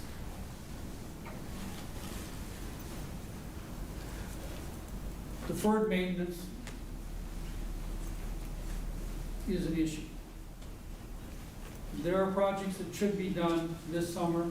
We've already put them on hold and said that we're not going to do them. Two of the projects, one is the parking lot in Aldrich. If you've driven there, you realize that it has issues. However, to fix it, we were looking at between $300,000 and $400,000. So I said, we're gonna scratch it. We're not gonna put that in, we can put it in a referendum. Roof maintenance, depending on how you use Cunningham, you can decide not to. Lloyd Memorial we're gonna use, but again, those are projects that are gonna cost us $1 million.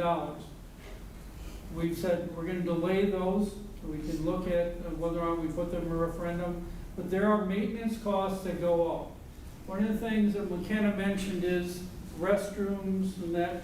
You have to realize that some of the cuts that have already been made is we hire contract cleaning out. Cuts have been made in the past so that the amount of days and hours that we have custodial crew in our buildings was reduced. So we don't have them, as much as we used to have in the past. That's why there's some issues every once in a while that we work with Hess. They're doing a good job with the staff and the hours that they have available. But there are things that we've had to let go. We have other things we have to worry about. We have to consider informational technology. In 22-23, we spent just shy of $800,000. We spent that in 23-24 and 24-25. We were projected to spend that this year. We looked at earlier in the year, what about Chromebooks in replacement because they're getting older? Right now, we're seeing if we can basically do some things in-house to keep our, so we don't have to go out and spend a lot more money on new Chromebooks. One, we're not letting them go home at the middle school. We're going to keep them on site, and we're determining how much we're going to need them at the elementary school. High school uses them on a daily basis. That will, they'll continue to take those home. But if we keep them at the middle school, if we keep them in-house, there's not as much damage. If there's not as much damage, we don't have to have as many repairs. We get to save some dollars. As I mentioned, custodial, we've already been cutting back on that as a cost-saving measure. In print services, we do print services in-house, just trying to cut back. Again, the only reason this is up here is to show you we are trying to look at every area. Some areas have already been cut over the past, so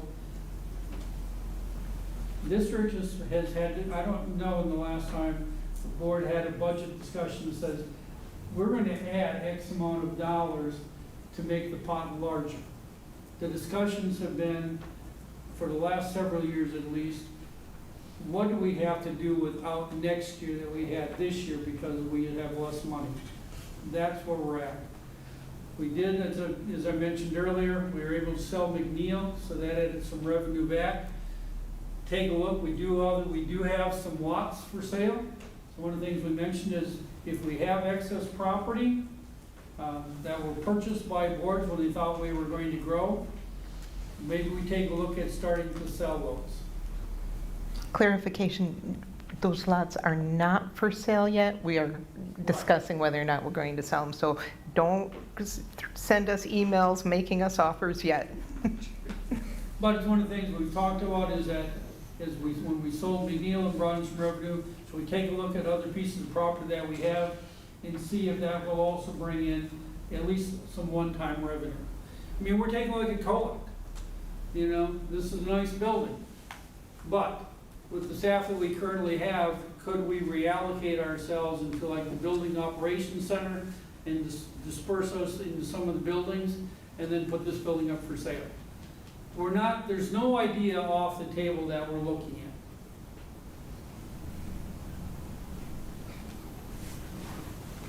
at. Technology and staff, I think we already covered that. Lots, we covered that. Technology, we addressed that a little bit.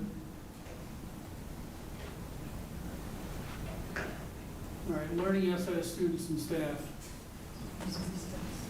This basically is curriculum materials. In other words, when we take a look at the materials we use in our classroom, are there reductions that we can make?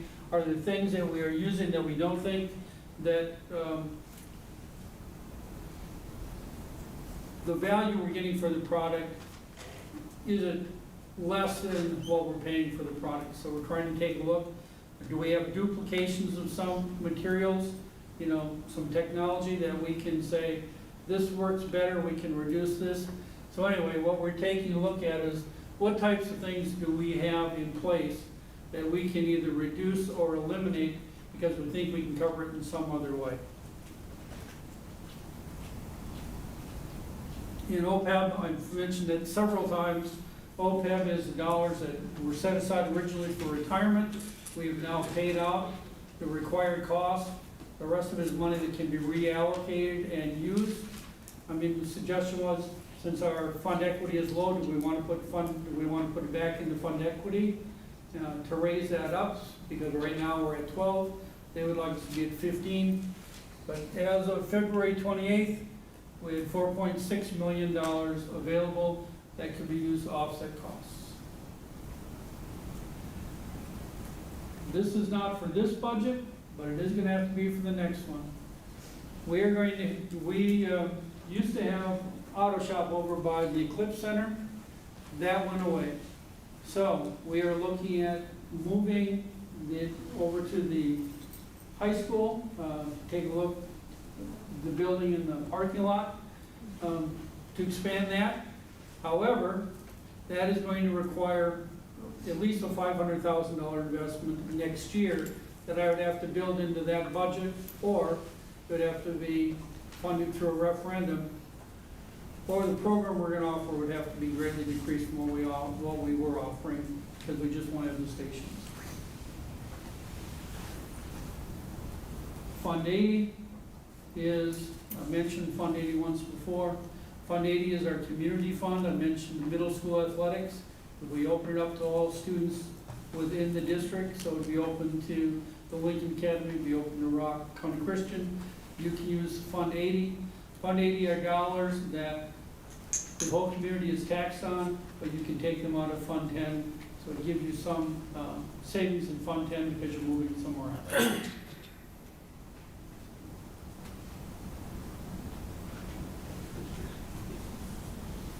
I think these are just for elections and taking a look at when we would do potential referendums.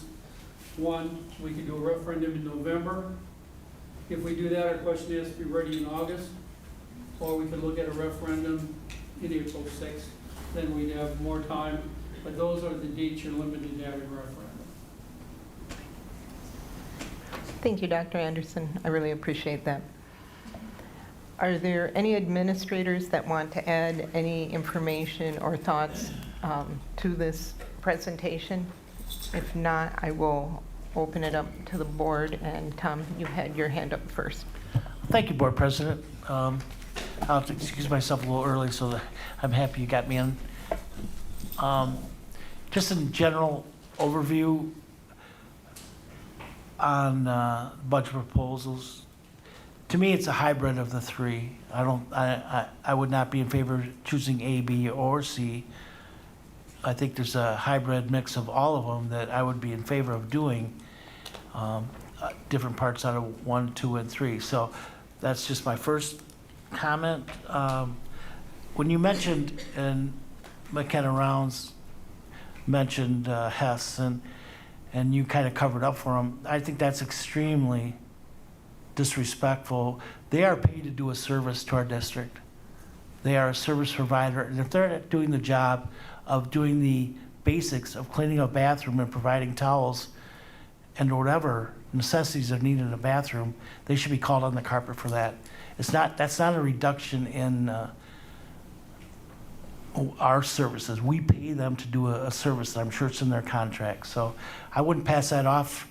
I would get on it and get on Hess to make sure they're doing what they're supposed to be doing, and obviously they're not. If McKenna tells us that, that's why she's on the board, to tell us those type of things that we don't know. We do meet with Hess on a regular basis to review if there's complaints and all that, and to try to address those. So it's Is this not the first time you've heard of that, Dr. Anderson? Is Of it the this first? complaint that McKenna said tonight? It's the first time I've heard that they didn't have toilet paper or things like that. That's Yes. pretty basic. Yes. If you clean a bathroom, and I've been in the service industry all my life, and it's the first thing you do is make sure your bathrooms are clean. It's just, I don't want to get into it, but I'm just saying that's disgusting and should not happen in our schools. The Fund 80 existing balance, Stephanie, do you have what we have existing in our Fund 80? And I know we've taken some money out of it. Is she? I'll have to get that number to you. I'm not sure off the top of my head.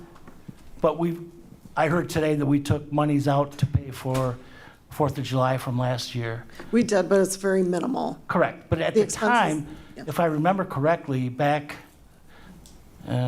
correct me if I'm wrong, which you will, we had like $230,000, $40,000 existing in that fund. That is correct, and we did not levy for Fund 80 this fiscal year. But the expenses that have been happening are partly some community activities that have happened in 25, 26, and also the Even Start program. And I think the Even Start program, don't quote me on this, it's somewhere around 60 or 70,000. It's not very much. And correct me if I'm wrong, but Even Start is an expense to our district being at Cunningham, and they're also being a drain on our Fund 80. Is that then not correct? We did move it into Fund 80 because it is a community program, because it is open to anyone in the community that wants to be a part of it. And it's, But they don't provide any revenue to the district. It's just a drain. I'm not saying that the program's not good. I'm not saying that. I'm just saying revenue expenses. yes, it is an expense to the district and there is no revenue attached to them, yes. So normally would Even Start be a normal Fund 80 taxing levy? Is that part of it, normal? I mean, since we have an existing balance, it just comes off of that. But when we have zero balance, then we'll have Yes, to. that is correct. If we didn't have a fund balance in Fund 80, Right. we would have to levy for those expenses in there. That is correct. Okay, thank you. Dr. Anderson, you talk about moving things out of Cunningham and then selling it. Have you looked at the saleability of selling Cunningham? Or any of our buildings? And I know this is a long road ahead of us, and I certainly know that we're going to have to sell some buildings and downsize. To me, and I've toured less than a month ago, how well-built and a solid building Cunningham is, and to shut it down completely makes no sense to me. And who's going to buy that building in the middle of a neighborhood? My thought, and I'm just saying this out loud right now, and I've expressed it to you before, selling Fruzen, which is a marketable place on Milwaukee Road, and moving those people, around town. And we've already broached that. We've already moved students. Let's go back to the west side and make sure that we do that and appease that side of it. But more than that, a business sense would be to sell that marketing. I mean, I'm not the expert on marketing, but I do know that Milwaukee Road is a much viable interest space than Town Line would be, and I think that makes more sense. Cunningham was built to be an education center. It is an education center, but it's not being utilized properly. And we get no revenue from the people that are in there. BLA is doing an excellent job, and I compliment Dr. Schroeder. And I think if we all put our minds together, we could find a good way where to put the programs that are at Cunningham and move forward.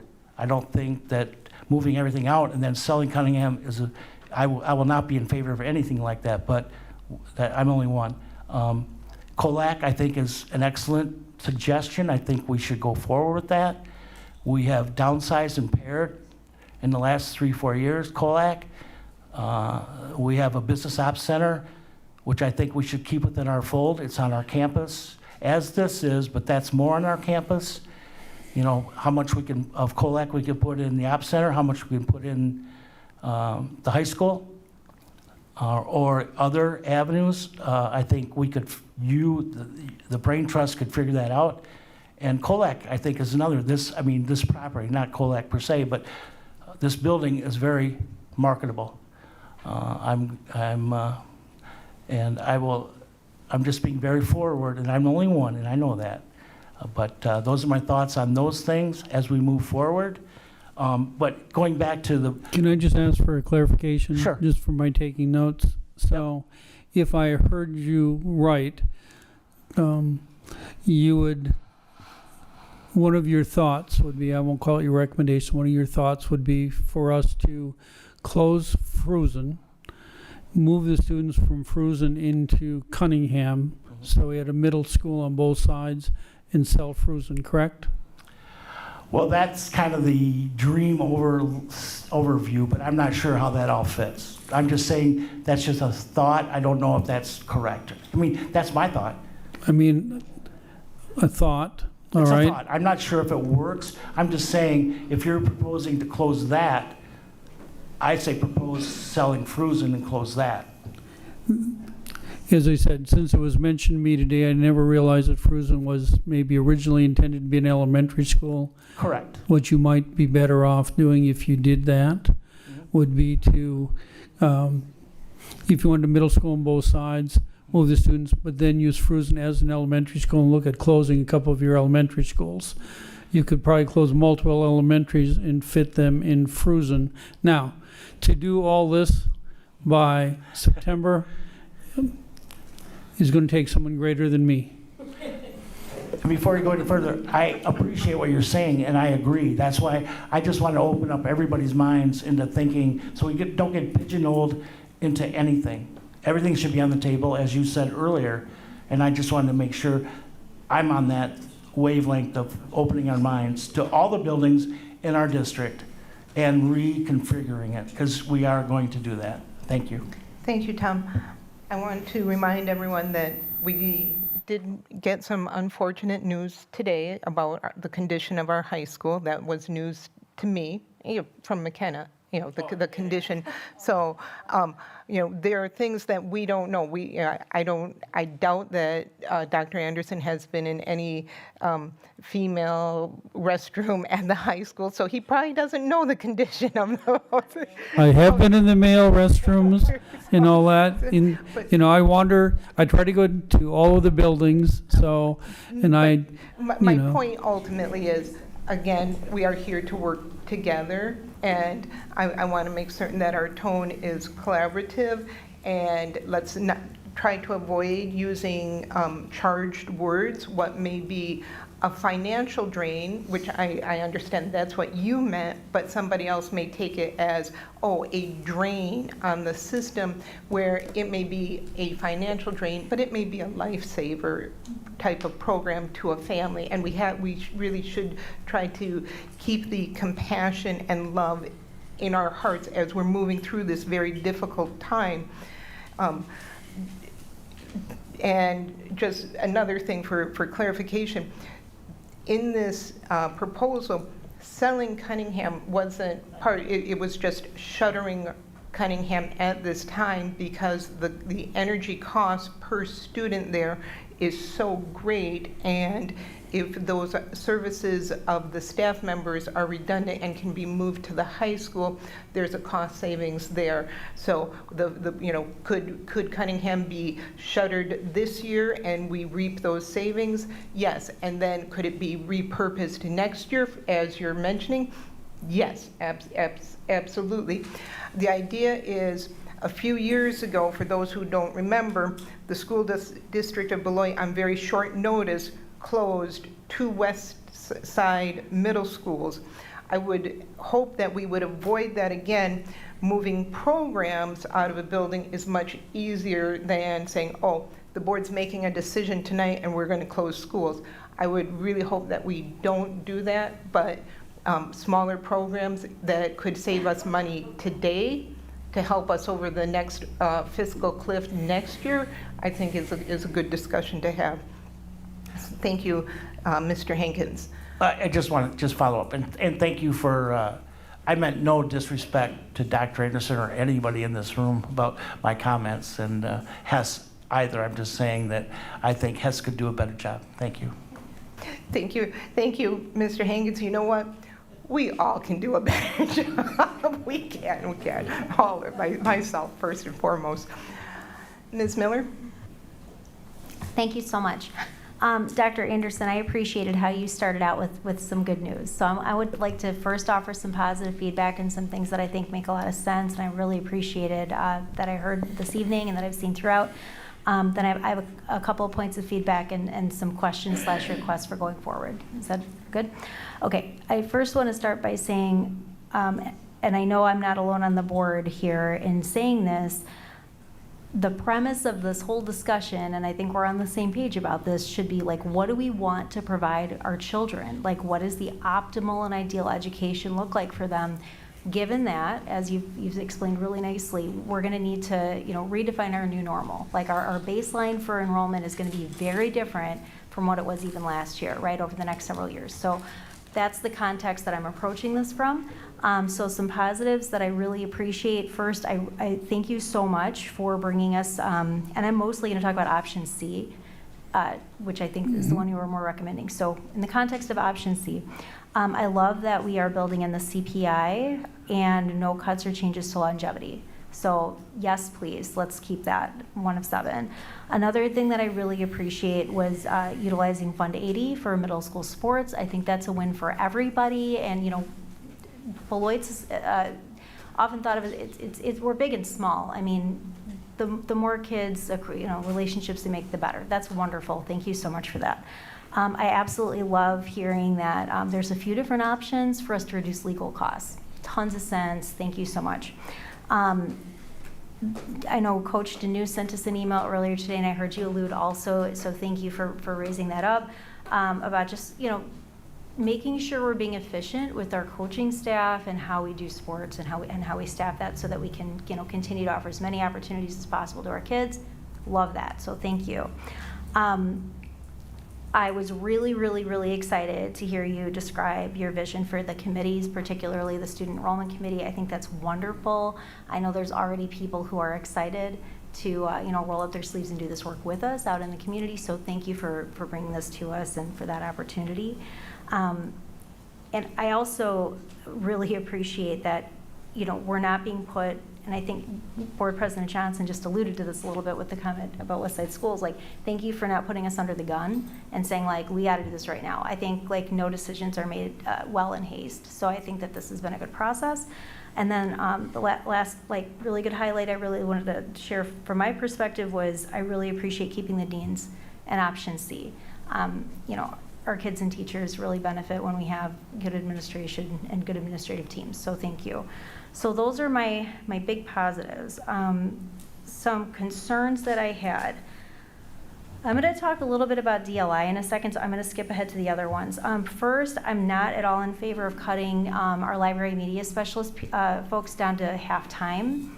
I love that we're working in a scope of, cutting through attrition, but cutting somebody's full-time employment to 0.5 is essentially not really, I mean, if somebody's livelihood is depending on a full-time position, cutting to a 0.5 is not really cutting through attrition.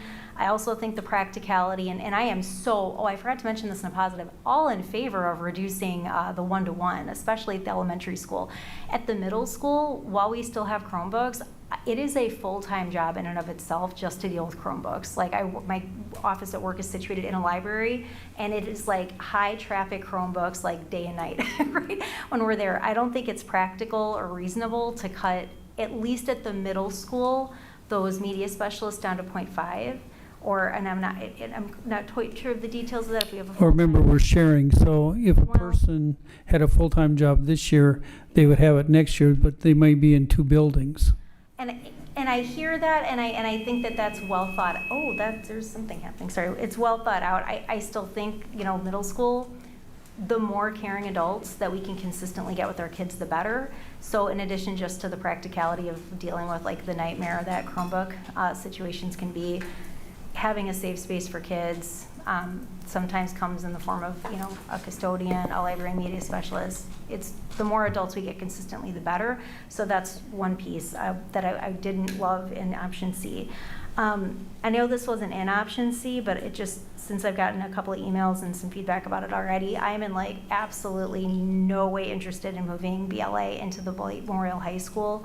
I think that it presents a lot of issues, and I do know that we're looking at option C this year potentially, but like you said, and you're very wise to say that, like next year we're gonna still be doing a lot of like probably drastic reshaping. And so I just like on the record right now, I think it's a bad idea for many reasons, and we don't need to get into it all today because we're mostly talking about option C anyway. Want to talk a little bit about DLI. I was a little shocked to see in option C, and I just want to read off of here so I don't misquote it. It looks like the language has to do with, okay, no, I'm not going to find it now, but changing the DLI positions to ESL. And so, right. And so I think, Ms. Fox actually, when we put together kind of those priorities from the board, I know one of the things that we highlighted a couple times on there is wanting to preserve services to students that we felt are, needed and necessary, but also could potentially like stabilize or, even increase enrollment. I feel very passionately that we need to maintain DLI, and the reason that when in these previous discussions that we've had, talked about like, okay, we need to take a moment and reshape some things, right, to kind of figure out staffing. That was all in the interest of preserving the DLI program. So I was a little startled to see language about cutting DLI or recategorizing it into an ESL position. So that's something that I really don't want to touch, and it makes me, and I've asked a couple times already, I'd really like for us to revisit our discussion at a different meeting about DLI and what that looks like once we get to a point where we have a better understanding more clearly about what our budget will look like this next year. I mean, DLI, that was a decision made by the board earlier when the recommendation was that we needed to come up with a plan that would, be, that we could sustain for 3 years, so that when we have that in there, that was based on a decision the board had made at an earlier meeting. And I'm just going to interrupt this because thank you so much, Mr. Johnson. Do we need to make a motion to extend the meeting? Yes, and as Dr. Anderson pointed out last time, this is in policy, so at 8 o'clock to keep the board and everybody cognizant of the time and the time of our staff members who are here, and this is their hours, so we are using their time, and this could be considered inefficient work time that they're here, that I do continue to ask that we keep this policy going. If a board member would like, I would entertain a motion that we extend the meeting until 10 o'clock. So moved. Second. Oh, go ahead. Yeah. Object. Motion by Bill Johnson to extend the meeting until 10 p.m., seconded by Joanne Rue. Any discussion? Hearing none, all in favor? Aye. Any opposed? Motion carries unanimously. Thank you so much, everybody, and thank you, Bill, for pointing that out. So we don't need to, I understand that that was a board-directed thing, and it was in the interest of like maintaining and sustaining a program. That's the gist of it. We don't need to, get into it. And I think, and for the record, I think you've done an outstanding job fighting for, staffing changes at I'm excited to hear at a later time how that's going. It's been good. I mean, we're in a bad situation, right? Because we're talking about the budget and because it's an option C, I'm really not interested in messing further with DLI right now. And if anything, I think, which segues actually into a couple of just points of feedback, if that's okay. In the spirit of sort of what I think Tom was saying, we definitely want to open up our imaginations. I think this is I like option C a lot overall. I think it's in the right spirit of where we want to go. Like you said, we'll kind of tweak and clean things up, and 5 other board members still have feedback to share. So a couple things that I considered was to bring up is in order, in the interest of preserving DLI, have we considered, looking at Cunningham? It's a building that was sort of retrofitted to, it was used as a 4 through 8, and I'm not the facilities expert, so this might be a really terrible idea, I don't know. But if we could do like a DLI magnet school situation where we have the continuous like elementary through 8th grade DLI offerings there, I don't know if that's, and probably not for next year, but if that's something that we could maybe put into orbit as a thought. DLI is like a huge draw for the district. Yeah, all 3 of my children are in DLI. I am so thankful for the benefits that they've received, and it's not just it's helped my child who deeply struggles with reading is like 2 years in a row now reading and doing math at grade level and in the DLI program. It is just like we've heard in public comment, phenomenally beneficial, and it's something that I really want us to keep. I also understand that we're in the situation that we're in. So being creative about our buildings and kind of like, what he was saying earlier about the configuration is something to think about. Another piece of feedback I'd like to give, in addition to being creative about how we preserve DLI, which would be our first one, my second piece of feedback would be staff retention, it includes teacher agency. I think like the CPI increase is fantastic, the longevity increase is fantastic. This whole situation again with DLI that we've been hearing about like with Hackett and not letting teachers like, hey, we've got a system that's working for us, it's producing results, things are going well, but there's decisions being made that take away their voice and being able to do their jobs the way that data supports is going well.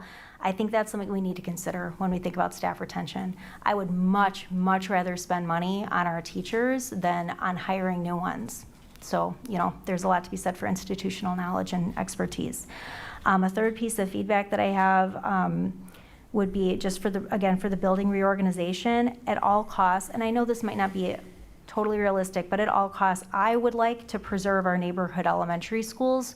I think that there's a lot more that elementary schools, particularly in neighborhoods, offer to our students and families than just and I shouldn't say just because it's its own thing, but beyond just the K-12 public education that they offer.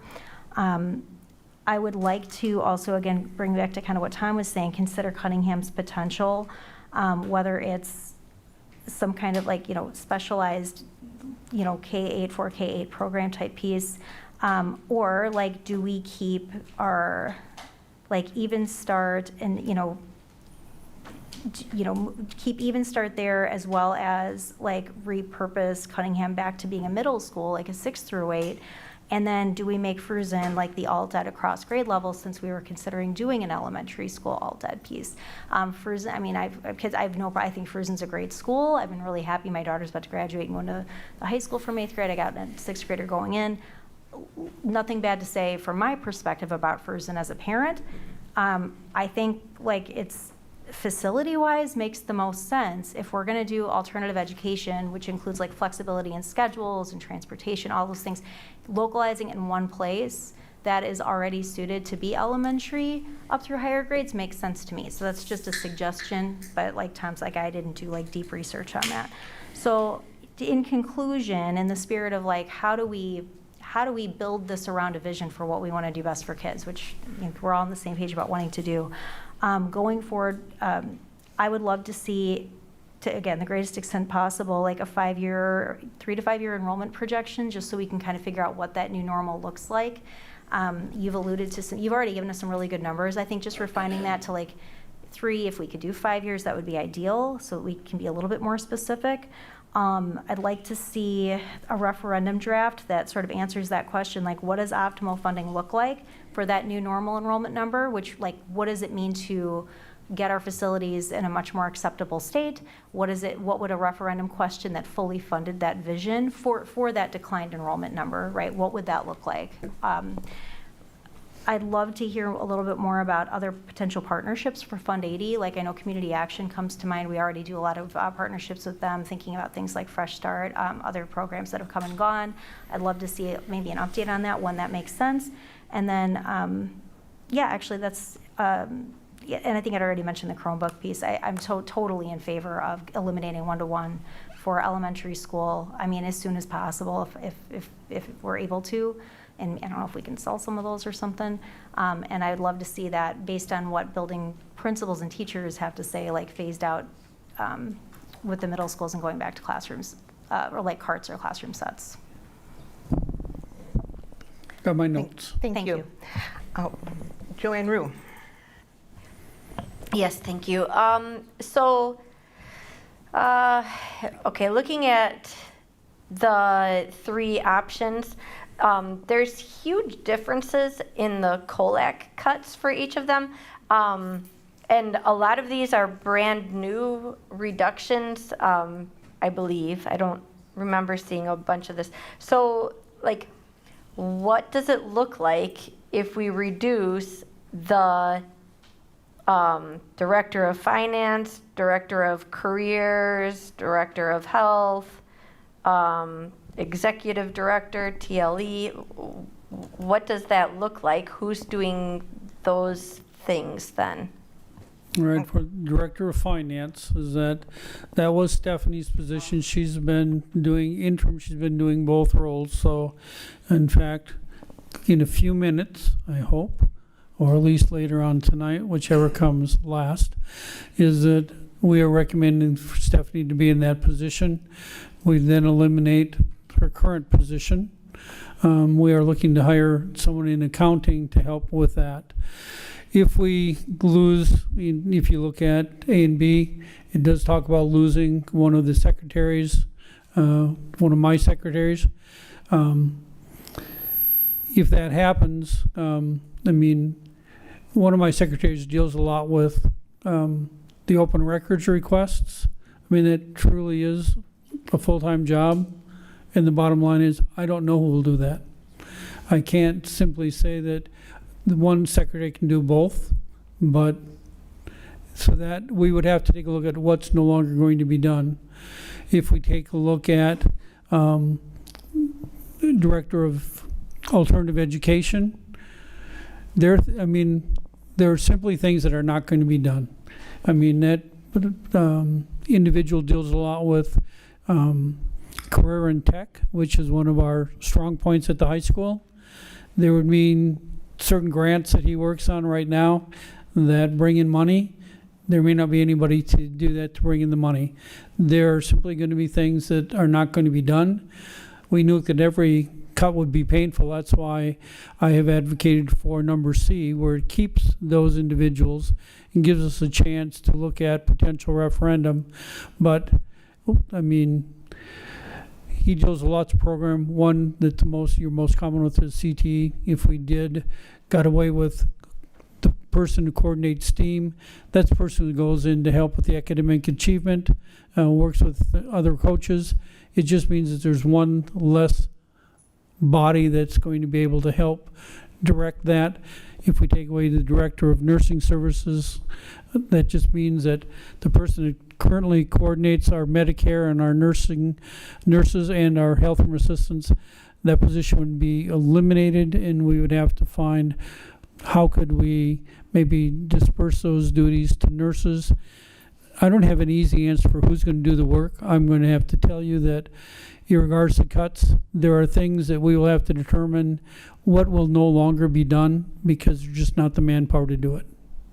Okay, and then the executive director of TLE, so that one is eliminated in all three of them. That is because that position is now the assistant superintendent. Okay, so it's not actually, it's just already gone. Okay, thank you. I was really confused by that. Okay, so then my second question is, all right, so Imagine Math is listed under curriculum, or, you know, things that we use in our schools. So 3 that have been mentioned, the NGL, School Pace, and 7 Mindsets have been mentioned by staff members. How, well, one, I can't find anywhere where NGL, how much that costs our district annually. Is 7 Mindsets, is that an annual cost of $115,000? And so, I mean, because we're looking at every dollar again. So those are 3 other things that people mentioned where we could make reductions. I'm going to ask for assistance from my cabinet, that maybe can speak more succinctly to this. Anyone? We pay out of a per pupil allocation grant for 7 months. Well, not typically. So like every other year or every 3 years? So it's $115,000 for 3 years? No, but I will get you the cost. Okay. And, We've had them. okay, Dr. thanks. Anderson, the Ford NGL contract for next year is $29,000. I think it's right around the $30,000 mark. There's a couple of different breakdowns, but this past year was just under 25. We took something off, and we've looked at adding something back, so it's right around $30,000 for the year. And that is an annual contract. And then is it possible for us to, again, these are people emailing and asking about these things. I'm hearing a lot of people saying they don't understand what we are getting in return for that investment. And so if we could have information about what we're getting for the amount we're paying. Yep, we want to understand from here? I don't care. Yeah, so what that does, so we have monthly meetings with our support coach from Ford NGL. It provides some trainings, links to trainings that we can do. We get resources from them. We pay for extra professional development. I pay for some of those out of my grants for us to do. We get our yearly visit and then reflection and feedback for us. So again, it's helping provide our structure as we get to the implementation stage. Again, are you asking me, could we absolutely do without it? Are we in a position where we're to the final stage of academies? And let Ms. Pels join in a little bit. Yes, I would say we absolutely could if we had to.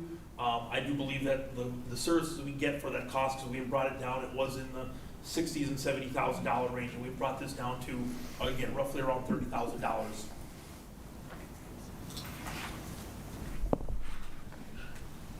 Thank you. Any other questions, Mrs. Rue? No, thank you.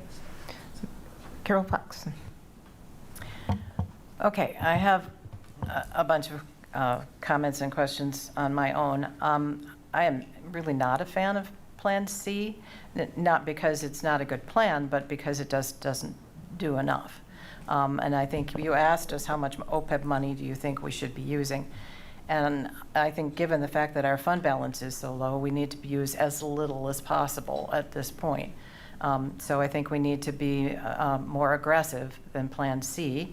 And when I look at it, I do see some Title I positions in AGR, not maybe AGR, but Title I positions that doesn't really save us any money. So the question is, how are we using our grant money and all those kinds of things to help us?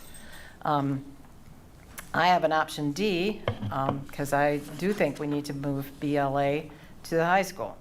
If you look at that capacity enrollment, we're underutilizing Cunningham by 794 students, and we're underutilizing the high school by 1,300 some students. So we're really underutilizing our buildings, and we need to do something different about how we're going to use our buildings. We can leave Cunningham unoccupied for a year until your committee decides how we want to use our buildings. But we could at least save some costs on some heating and air conditioning and some other kinds of things.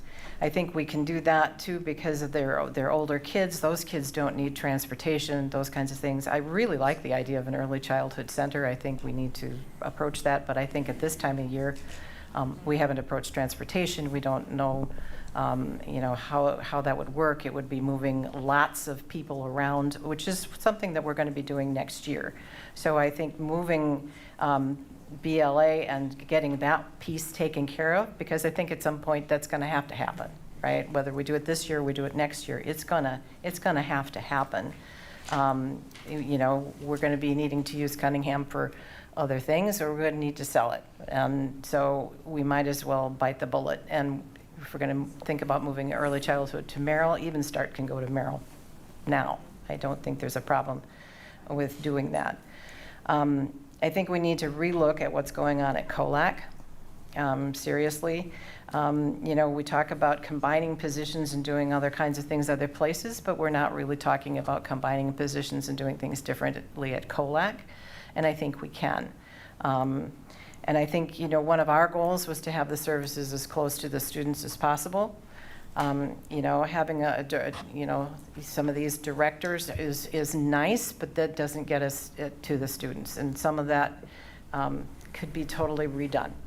I mean, I look at one of the ideas was a combination of an assistant principal and a athletic director. How about a combination of the CTE person and an athletic director and put them at the high school? So we don't totally lose the CTE, but they're at the high school where they belong, and they can do some other things. I mean, we need to start thinking more creatively about how we use our positions. We're approaching a 4,000 school district, and if we lose more, we're going to be less than that, and we have to think much smaller. I looked up some other 4,000 student districts around, and they have three elementary schools, a middle school, and a high school, and a very minimal central office. And we got to start thinking that way, because that's kind of what we're going to look like. We can look at increasing our enrollment, and we certainly need to look at increasing our enrollment and keeping students keeping with us as much as possible. But it's going to be very hard to compete with what's up on the hill. So we can pretty much guarantee we're going to lose quite a lot of students up there, and we're going to work too hard to keep the ones we can. But that competition is very difficult for us at the moment. So we got to face some realities. I heard you say last week, we have to do pain now or pain later, and if we don't do the pain now, the pain later is going to be harder. And it's just like, you were not in favor of using OPEB and some of those kinds of things. I think we need to come to grips with that. And I think we need to use a minimal amount of OPEB money. So we're looking at either option D or option A, right? We got to do something a little bit more aggressive than C. I don't think that's aggressive enough at this point, especially given what we're facing in the future. I'm taking notes, but what was option D? Because I don't want to. Option D is to kind of do half of B. It would be moving BLA to the high school, but we would leave Merrill Elementary, and Merrill would still be an elementary school, but Even Start would be at Merrill. But I don't think we can do the early childhood piece. Much as I'd like to, I don't think we can move 4K kids to Merrill and move all the Merrill kids out between now and August. I just don't think that's a doable piece. I think we can do the BLA piece, and if it doesn't quite happen, you can move the kids, and if you don't have all the stuff moved by August or September, we could continue to work on that. But I think that's a more doable piece. It's not a lovely option. Nobody likes it, but we've got to start being a little bit more aggressive. All right, I just wanted to clarify. Thank you, Carol. And none of these are lovely options, but it is the reality. Dan Schuf? Thank you, Madam Chair. Thank you, Dr. Anderson. I appreciate your recommendation for and putting forward option C. That's, if we had to vote on something, that would be the one I would support. I wouldn't support going farther. As I mentioned last week, I really appreciate these committees that you're suggesting, and I agree completely that they interact with each other. We have to decide what the community wants our schools to be. We have to have a conversation with more than the people at this table or in this room, but deeper. And so these committees that you get at the core issues. We're gonna then, once those committees help decide what this community wants for their schools, what kind of schools do we want here in Beloit, what will that cost, and how do we fund it? Is it something that can go to a referendum or some other means? But the key thing for this table here and for the people in this room and all the people that work for us is, when do we shift to a growth mode? The work that has been done, there's been a lot of work by my colleagues. I just got here 2 weeks ago, but there's been a lot of work here to make pretty dramatic changes in how we run the schools. We're later today gonna hire a search firm or get closer to hiring a search firm to hire a permanent replacement, a really key decision. But this may be the summer that we need to shift to the growth mode. That's the toughest decision a big organization will ever face, is when you move from cutting expenses to shifting to growth. And option C preserves the vast majority, nearly all of our staff, maybe not in perfect ways, but we'll have to tweak around the edges on that. But I'm in favor of getting those questions answered as quickly as possible, to use the resources we have, including OPEB and other things and possible referendums, to make this the summer that we shift to this future plan and put together the 3- and 5-year plans we've talked about to really deliver a school district that this wonderful community deserves. So thank you. Thank you, Mr. Schoof. Bill Johnson? Yes. Being kind of a sports guy, I don't see what the drawback would be of opening up the district to fund 80 money for kids to come and play sports. I mean, maybe we can get some of them to stay in school here, and I just think that's good. And the other question I have is there a reason why we have so many open enrollment requests? You mean, are you talking about open enrollment or open records requests? Open records, I'm sorry. Is there something we're doing wrong that they keep? I mean, I don't know that I have a good answer. I mean, I'll give you my thoughts, which doesn't make it any more than that. I think that there has been maybe a lack of trust of what is transparency, or is what people perceive as transparency in the district. So they want to find records to find out, is what we told someone, is that true or not true? Now, that's just in reading all the records that come across, because I see every records request that comes. That is what my assumption is, but that, I don't know that that's factual, but I think it's people just want to question whatever is being told them. And one way they can do that is by asking for records for us to prove, yes, that is truly what we told you that happened. Here are the records that prove that what we told you is true. Thank you. Thank you. Thank you, Bill.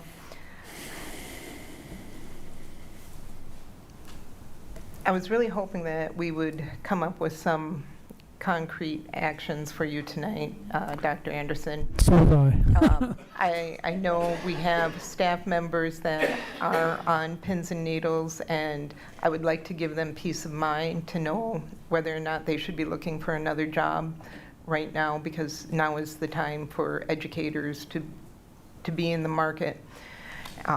And it sounds like we're not there yet. We're kind of all over the place. It doesn't sound like any of us really embrace any one of these options. And sounds like there's some more information that some members would like to have you come back with.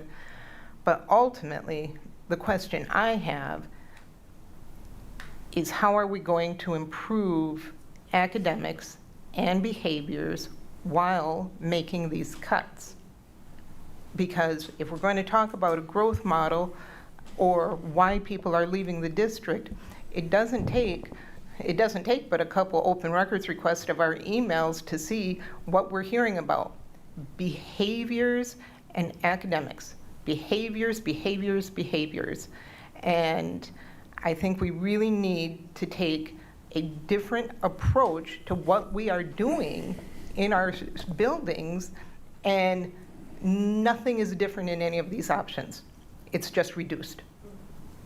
What are we going to do differently to make these improvements? And that's what I have been encouraging the departments, you talk to your staff, find out what we can do better, find out what cuts we can make. We need strategic ideas so that we can get to a growth model. Unfortunately, I love the idea of a growth model budget, but the reality is it's going to be a few years before we get there.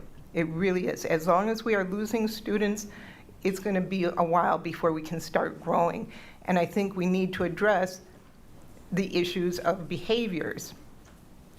And in reference to that, I truly believe if you take the deans, I mean, you had assistant principals at the elementary schools. Yep. You reduce them to deans. Right. If you take the deans out, I think that's a mistake behaviorally.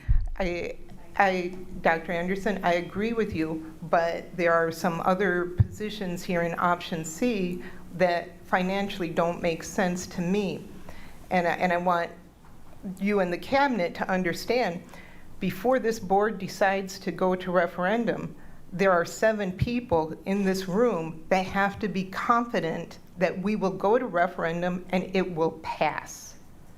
And if we are telling our constituents that we are going to preserve positions at COLAC, but not positions elsewhere, that's a real hard sell.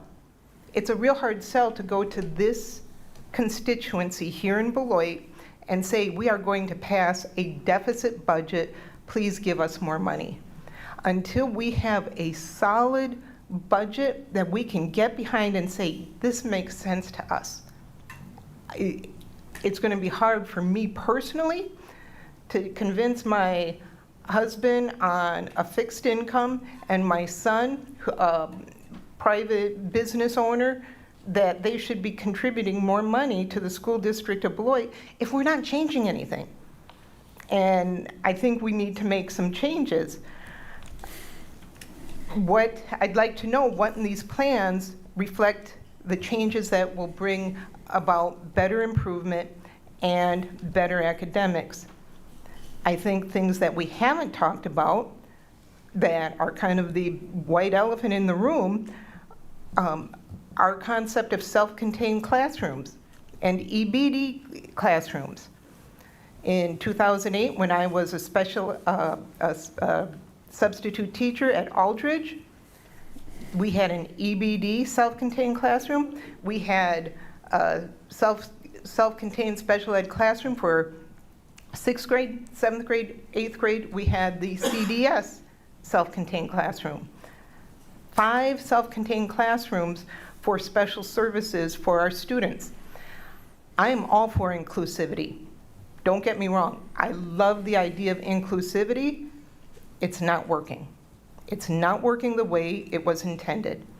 Our teachers are not trained to teach special ed. Our teachers are not trained to deal with the behaviors of special ed and EBD students or 504 students. It's not working for our district, and I think that maybe we should also be looking at making some of those changes there. Tonight we heard about the AB schedule. This isn't the first time I've heard rumblings about an AB schedule. How much lost productivity is there with an AB schedule? How much lost learning time is there with an AB schedule? Maybe we should consider going back to the old model. I think we should also put in this budget more money for janitorial services. When I was on the board in 2009, all of our janitorial services were in-house. Maybe that's something we should return to. I know some of our legal fees even had to do with janitorial services and some hubbub that happened a year or two ago. Maybe if we have employees in-house, we can retain them and keep them happier, because then they are reporting right to us and we can work through whatever issues they're having. Websites being blocked by IT. I think the world of TC Networks and their staff, but even tonight, we're having problems with technology. I don't know the last time I've been to a board meeting and we've not had issues with technology. I hope that we can stop spinning our wheels, because we really need to take a very different look at all of this. Mr. Hoey said at the last meeting, I can't wait until we have a year when we can actually look at academics. Oh my goodness, me too. I really, I think that's what we need to be doing, but our budget is not being, none of these really jump out at me saying, hey, I align with the academic goals of the school district of Beloit. Right now, our academic goal is get out of last place. Last place. I can't remember last time, well, actually I do. But it's been several years when we were not in the bottom 3% of the state. The bottom 3%. We are so much better than that. I know we are.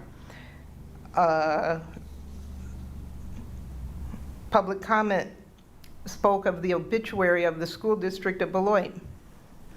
First, not on my watch. We're not here to write the obituary of the school district of Beloit. None of us ran for that. We are here to make the school district better as it gets smaller. That's the reality we're at. Dr. Anderson, I am looking to you for recommendations, how you want to proceed.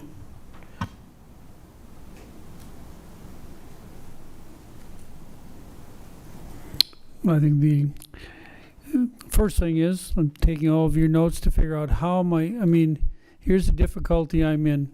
We are 7 board members who have true divergence. So I'm trying to figure out where do the majority, my thought is, what is the majority of board members going to support? Because I don't know that I can bring anything to you that 7 people are going to have. So I'm trying to take a look at, here are the things you have told me. How am I going to put that in practice? And the answer is, I'm going to make you all upset. That's the bottom line, because you are so far apart. I will tell you, it was not a secret, I told you that last Thursday. I would rather go with option C because of preserving the positions. Is it optimal? No. But what it does is at least gives employees that have a job, and it gives them time to come up with a longer range solution. If that's not acceptable, I have to come up with something that's going to be less than that, because I would say you're not going to accept more than that, but several of you have said I should look at adding more back to it, which is going to increase the amount of either cuts in other areas, or it's going to increase the use of OPEB. So I'm going to sit down with my cabinet, and we're going to take a look and see what does this mean to all of us and what can we come up with. I'm not going to wait till the next board meeting. I will probably, as I get them, I'm going to send them out to you and say, all right, here's option D, not Carol's option D. Here's my option D. Tell me, until I can get something, because eventually we have to make a decision. I will implement whatever it is that you ask me to implement. all right? I am a strong advocate to retain as many people in district as possible, to give me some time to come up with a longer range solution. That means you use more OPEB dollars now than you will in the future. It's going to lessen it. I know that that's not popular with everyone, but the bottom line, it gives some time to determine. And the big question with the referendum, first, a referendum has to be a 7-0 vote. If you don't all agree, it doesn't make sense to go because you can't win. We now, if we're going to go to referendum in November, we have to have a question done in August, which basically means I have June and July, so I have 2.5 months to get a final document, or to get a document to you. Writing the question is easy. I can write the question in 10 minutes. What that will contain is what takes all the time. And then we have to make sure we tell people and have the discussion, if a referendum doesn't pass, what does that mean? What are you not going to have in the future? Because that is going to be key. If a referendum doesn't pass, to make sure we tell the people, here is what you are not going to have. So the next item on the agenda, and we can probably commingle them, is the committees that, and I already have emails ready to go out to the staff to look for volunteers in all the buildings and in all different areas. My biggest ask, because one of the things you always ask me, Tia, is what can I do for you? One of the things I'd ask of the board is, give me names of people in the community that you think would be good individuals to put on either one of these committees, because they're not going to be on both because they're too much time. But what can they be on so we can have those discussions? Because as soon as we get this, one of the other things is I'm going to start arranging meetings in every one of the buildings, for both staff and parents, so we can talk about all these things going forward, especially what will the district look like and how are we going to. So, the committees will give me input from other people's ideas that I can bring back to you. But right now, where to go in the budget? I will see if I can take all these ideas and put them into something, and I'll send it out to you as quick as I can. And they're not secret, so as soon as you say, Wayne, you can share this with people, I will share it out so that by the time we meet next, we have come up with as close to something that will pass a majority of the board. Because I do not think I can bring anything to you that's going to be a 7-0 vote. I just don't think so. So I'm going to have to try to figure out what is the majority, what can I do to bring it as close to possible. But we do have to have a solution. As you mentioned, if I have to cut people's jobs, I want to give them as much notice as possible so they can look somewhere else. I'm doing my best not to do that. But if that is the case, and that's what we decide to happen, I want to give them as much leeway going forward as feasible. So I will take the information you've given. I will sit down with my cabinet. I'll sit down with the principals. They'll sit down with their staff. I'm going to staff meeting already tomorrow anyway. In fact, a couple. I have 2 staff meetings tomorrow. To try to elicit ideas from staff so that I can bring something to you by next week. It'll be, we don't have a meeting, and maybe we can have a special meeting just to talk about budget again, because it is something that we need to wrap up so that we can get started on next year, and then, start working on some of our other big issues. So I appreciate all your comments. Like I said, the difficulty that I see for us is we have widely divergent opinions, and how am I going to put all that together? And the answer is, I don't know yet, but I plan on praying a lot tonight. Thank you, Dr. Anderson. And just to wrap it up, I appreciate your care that you have for our staff and seeing them as individual people. As board members, our perspective is a little different because we have the duty of care and loyalty to the district. And so the way I approach it is not to look at it as the person, but as the position. What is this position contributing to the district? What's the history of this position? Looking at it, projecting forward. If we keep this position, what's going to happen versus if we cut this position, not the person. It's a little bit different than your approach. We still care about all of our people, we really do, but we have to care about keeping the school district of Beloit a viable entity, and how are we going to improve services for our students. And lastly, the OPEB. One of the reasons I am very reluctant to spend OPEB is because that is an interest-bearing account, and as you mentioned in March, we have a tale of 2 budgets. This year is the easy year. This is the easy year. I would rather have OPEB earning interest this year so that next year, well, when the proverbial, okay, yeah, when we have to make really, really deep cuts, that we have that money to fall back on when it's really, really a rainy, rainy day. In the end, we're going to work as a team. Yeah, I know if you didn't care about all the people, you wouldn't be sitting up there. Thank you.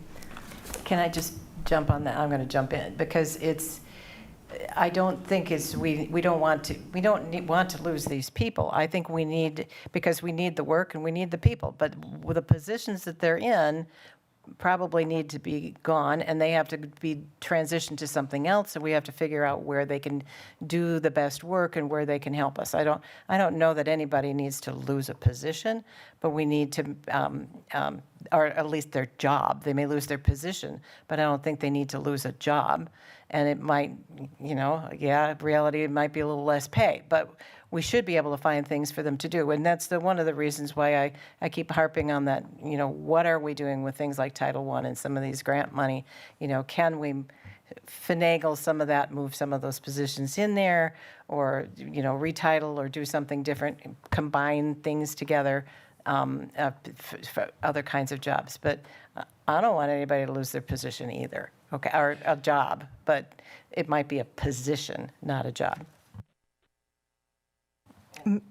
Megan Miller? Sorry, thanks. So just in the spirit of, I really appreciated what you said, Board President Johnson, about trying to, get us closer to consensus so people get, right off the bat, I think you said, just get some concrete feedback, right? So in the spirit of a little bit of consensus building, I guess if I could ask my colleagues, is anybody opposed to whatever our next iteration looks like? Can we maybe see that aligned to sort of that academics and behaviors piece, like you said? I mean, I agree with you. That should be our goal. I think it's a bit of a tall ask to say, we've been here for a really long time, and now next year we need a budget that's going to fit. But building toward that, I think kind of satisfies what you were saying, Board President Johnson, and what I think Dan was talking about with the growth mentality. So I think capping off, here's the next iteration, here's the feedback. This is the moves that we believe will be in service of increasing academics and in service of better, at least putting us on track, right, to better address behaviors. Does that characterize where we're at? I do agree, and actually I'm glad that you mentioned that, because if my recollection is correct, did the board come to a consensus about the, Dr. Anderson had asked about the 100,000 increase for athletics, and we were in, I believe, a unanimous consensus that no, we're not going to increase the athletic department's budget by 100,000. We need to make reductions. And I guess another question I have, which maybe Mrs. Elwood could help me understand throughout this week, if we can put middle school sports in Fund 80, why can't we put high school sports in Fund 80? That would be a huge savings too, but just throwing that out there. So it's been pretty widely accepted putting middle school because of the age level. Schools have tried to put in the high school portions, or at least portions of it, And it's always been told by the auditors and DPI, you can't do that. So just, okay, so like, it sounds like we're all on the same page about, to help us move forward, to get us across the line, kind of characterizing like, this is how we want to reshape or cut or, whatever, and this is kind of the vision. And I think that might help move us toward, some consensus. And then the other thing is, I just want to ask, I guess, my colleagues, are we okay asking then for like that enrollment projection? And I could catch your pitch 3 to 5 years. I don't want to create a burden, but whatever is reasonable. And I know there's certain data out there, right, that like, Baird does and all this kind of stuff. Is that something that we all agree that would be helpful for how we can move forward, or is anybody against that? I don't know how we project some of that. No, I think that's actually would be very beneficial, and I believe Dr. Anderson even has some idea of how many numbers we'll be losing over the next few years to some of the other local schools. No, I have no doubt that it is. Is there anything Do else? you want us to respond, Megan? Well, yeah, and Or I guess Matt? then I'm done, because I was just going to say, like, as we wrap up, I mean, if there's anything else that people think that we can all kind of just, that way you at least have here's where we for sure are in agreement, might be helpful to the process. That's all I was after.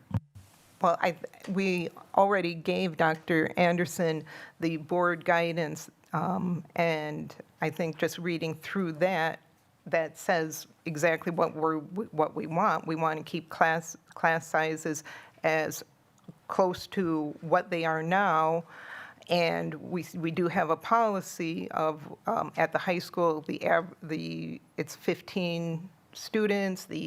I forget what the averages are for the other levels, but it is in policy, and that's what we should be striving for.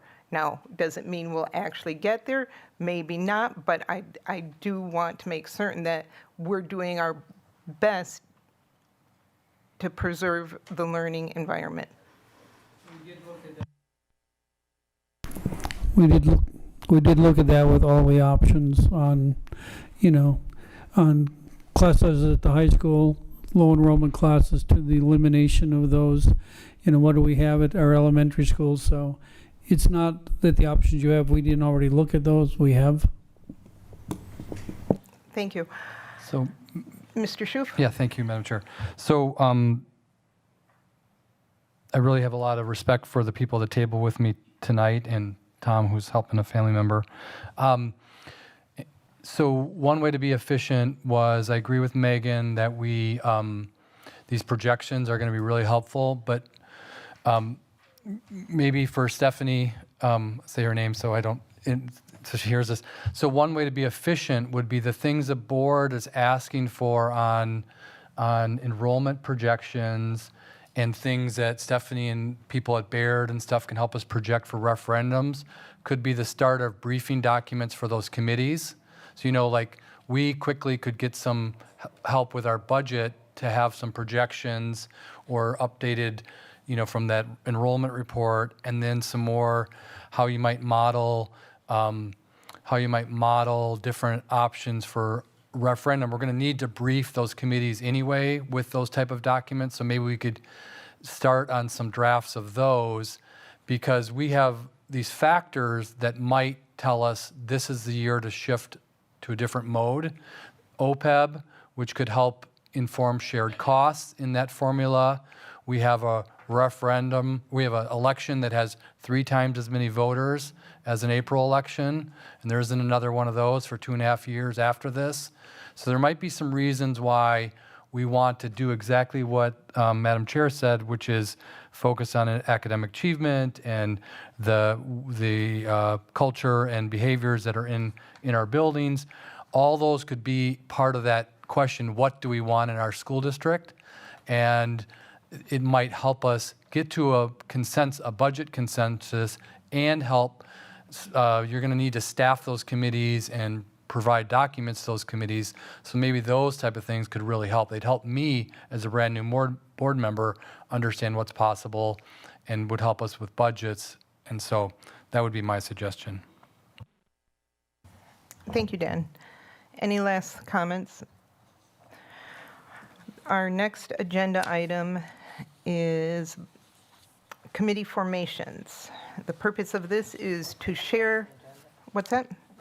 Oh, to share with the board information regarding the two administrative committees Dr. Anderson suggested forming for reviewing and working on the 27-28 budget, as well as a possible referendum, and a second committee to look at ways to curtail students from leaving the district and how to recruit students to or back to the district. And this is Policy 262, the administrative committees. The superintendent of schools may establish and appoint committees to study, gather data, research, and advise on matters relevant to the district, its operations, goals, and policies. The creation of such committees and its respective charges shall be reported to the Board of Education. The superintendent shall have the authority to recruit and select members of any committee or committees they may establish and to determine the duration of any such committee. So Dr. Anderson is not here for board action, but just reporting to us. And I think I've already talked about this a couple times, so this will be short, is that I'm looking at creating two committees. One, as I said, to look at how can we stabilize our basically our student enrollment. Why are people leaving? What is it we can do so that we can start having a stable student population? And the second one is, what will we do in 27-28 when we need to take a look at how we can probably move around our staff and use our buildings? Both of these are going to discuss about referendum, what people support, et cetera. I will end up putting an email out to the staff looking for volunteers tomorrow. One of the things I need from the board is, I have people that I've already, met during my time here that I think would be interested. But if there are particular people that you think would be beneficial to serve on either of these committees, if you would give me their contact information, I will contact them. These committees are going to be open so that anybody who wants to attend can attend. I'm not looking at, any, they're all going to be open, they're all going to be posted. I'm not looking at board members serve on the committees, but they'll be posted so if board members want to come and, hear what's being said and discussed, they're going to be welcome to do that.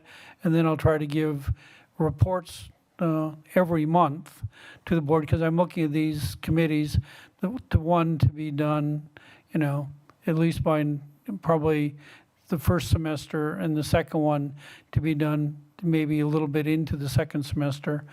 So we'll be meeting on a regular basis. I'll give you updates, but basically this is a chance to start hearing from ideas from others that may help us in the decision-making process. Do board members have any questions for Dr. Anderson? Carol Fox. I think, a short statement summary of the name of the committee, the purpose of the committee, what you expect to come out of the committee, and maybe even a suggestion of meetings might help before we, reach out to people and say, are you interested in serving? It might make it easier to, for us to be able to say, look, this committee would be great. Here's a description of the committee. Are you interested?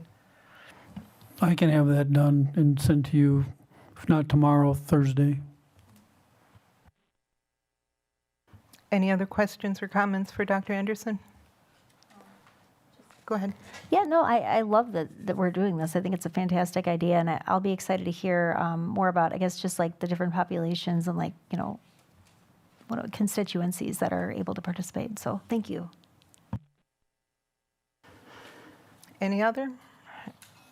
Okay, our next agenda item is the superintendent search firm selection. The purpose of this is to determine which of the search firms will be selected to conduct the superintendent search with the Board of Education.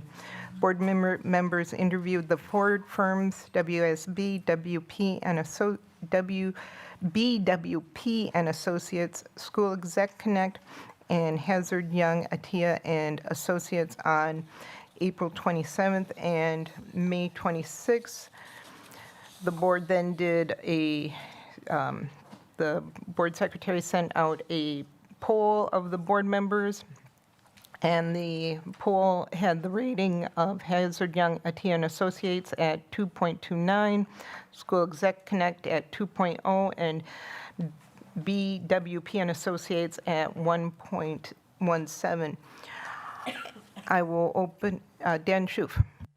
Yeah, so we talked a little bit about consensus earlier in the night, and I think this is, the poll shows that there's a pretty strong consensus around Hazard Young and Atia and Associates. I was actually one that rated them number 2, but you know, the vast majority, 6 of us, have said that, you know, that's their 1 or 2 choice. So I think it's, I'm going to move, and I'll look for guidance exactly on what the motion should be. But to get the discussion going, I would move that we select Hazard Young, Atia and Associates. You know, I would certainly amend my motion to have any pending reference checks by either the board president, vice president, or staff, you know, at the district, whatever's appropriate, just to, if we wanted to do that. So I'll make that motion. So I'll a motion second. that I might suggest Yep. would be move approval of moving forward with HYA and Associates to conduct the superintendent search with the Board of Education. And the reason why I'm leaving it a little bit open-ended there is in case, as we're finalizing a contract with them or there might be some, I don't want to surprise and end surprise after we've already made a motion saying this absolutely is the one we're going to go with. So just let's maybe a motion moving forward with this, and then once the contract, if the contract is over, what is it, 25,000, then it comes back to the board. Yep, so moved. Second. Any discussion? Hearing none, all in favor? Aye. Aye. Aye. Aye. Any opposed? Motion carries unanimous. Sorry. Could I just clarify, was Ms. Rue the second? Miller, thank you.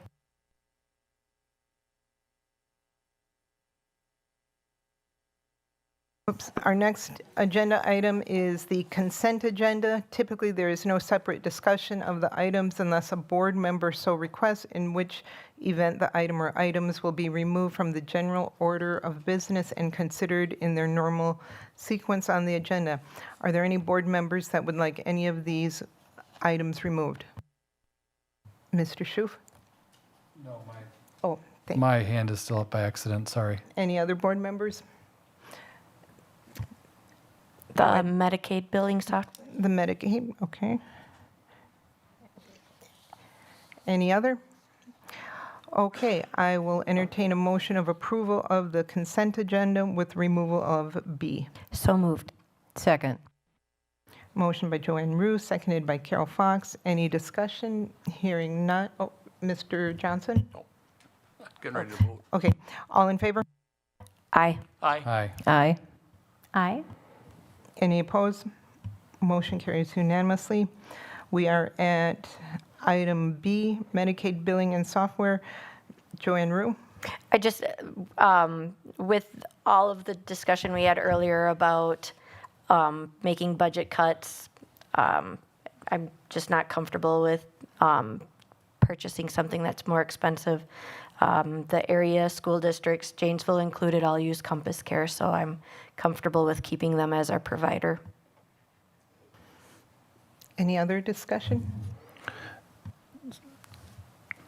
Mr. Schuf? So in the budget, I'm sorry, in the business committee, the chair is not in attendance right now. The discussion, we had a special meeting to talk about this issue, and essentially we got guidance from cabinet level folks that there was a change in law in the fall last year that allowed us to bill for more things. And they're very confident that the streamlining of the new program that they're recommending will easily have us bill at least the difference, which is like $10,000, and really very likely much more when they streamline the system. So I started with the same place you were, Member Rue. But we ended up, the committee was unanimous pushing it forward. Of course, that doesn't presume board action, but this is why we did it, was we were, the administration felt strongly that that brought efficiencies, it was easier to use, especially with the expansion in Medicaid, there was a change in state law. So that's why we went forward with it. So we asked the same type of questions there, had the same sort of preconceived with everything going on, all the moving parts. But that's why we ultimately went with the administration, approving the administration's suggestion. Megan Miller? Just a clarifying question. So totally empathetic to where Mr. was coming from. And is this can you remind me, is this a 1-year contract that we're doing with the new one? It's a 3? Yeah. Okay. So, and I mean, I think like as we're looking at the budget and things like that, and I think this came up in that first committee too. I mean, I think just like kind of maybe if it makes sense annually, just to kind of say like, hey, like here's our change, if any, and like billing and things like that. Like I think, that could help. I appreciate like, it's a bit, it doesn't sit well, right, to buy something while we're cutting things, and I completely feel that. But I think like knowing that, community's going to know that we're going to be able to see like whatever returns are on that, and just the efficiencies that it'll take with staff to better utilize I'm comfortable moving forward with it, but I'm really glad that you brought that up. I think it's important to consider, and I appreciate the administration's willingness and sharing that out with us. I think it's also important to note that part of those discussions at committee was that our current provider has known about the change in the law for the last several months, and yet has not made the motions to help us get maybe some of the additional dollars we could have had we had a different system. So I think the belief is that if we go with this new system, we will be able to recoup more revenue than the expenditures, so that we can have more of a positive revenue stream. Thank you, Dr. Anderson. Carol Fox? Yeah, my understanding, this is the one that matches Skyward, right? It integrates with Skyward. So it should take the staff a whole lot less time to input the information and do what they need to do. So it would save a lot of money in that way on staff time, and allow them to do other things for the students in the district. Any other questions or discussion? Hearing none, is there a motion? So moved. Second. And I'm assuming, Mr. Schoof, your motion is approval of? Yeah. Okay. Yes, move approval. Okay, just so we're all on the same page. And motion by Dan Schoof, seconded by Carol Fox. Any other discussion? Hearing none. Aye. Aye. Aye. Aye. Any opposed? Motion carries unanimously. Our next item is Human Resources. Are there any open session questions on Exhibit A? Are there any closed session questions on Exhibit A? I have a closed session question. Okay.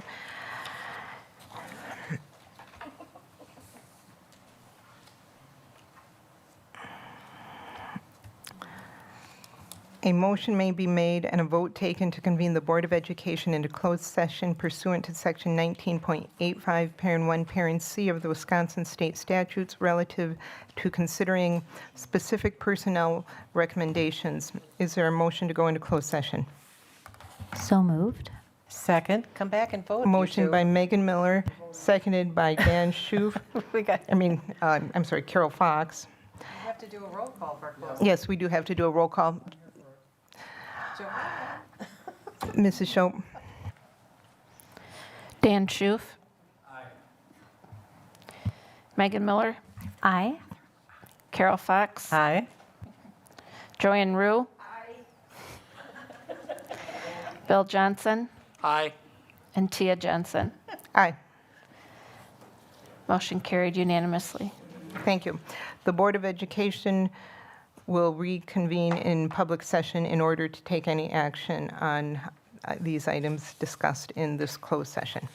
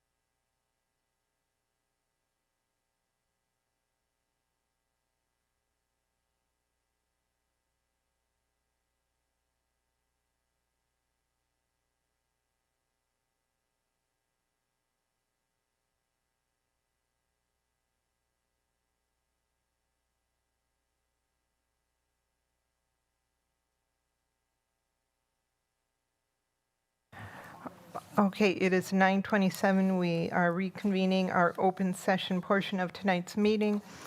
Is there a motion for Exhibit A? I move approval of Exhibit A. Is there a second? Second.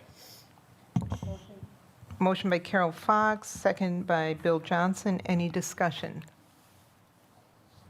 Hearing none, all in favor? Aye. Aye. Aye. Any opposed? Nay. Motion carries with one in opposition. Our next item is executive session. A motion may be made and a vote taken to convene the Board of Education into closed session pursuant to Section 19.85, Parent 1, Parent F of the Wisconsin State Statutes for the purpose of reviewing the expulsion orders of the independent hearing officer pursuant to Section 120.13, Parent 1, Parent E4.H. of the Wisconsin State Statutes of the Board of Education shall, upon review, approve, reverse, or modify the orders and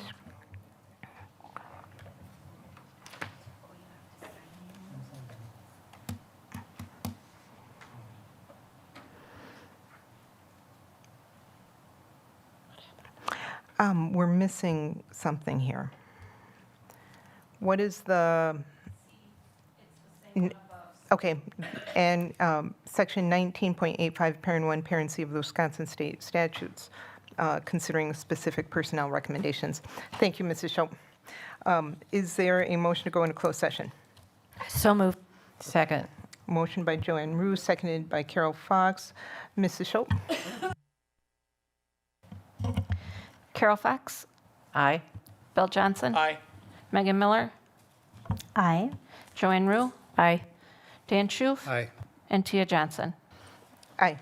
Motion carried unanimously. Thank you.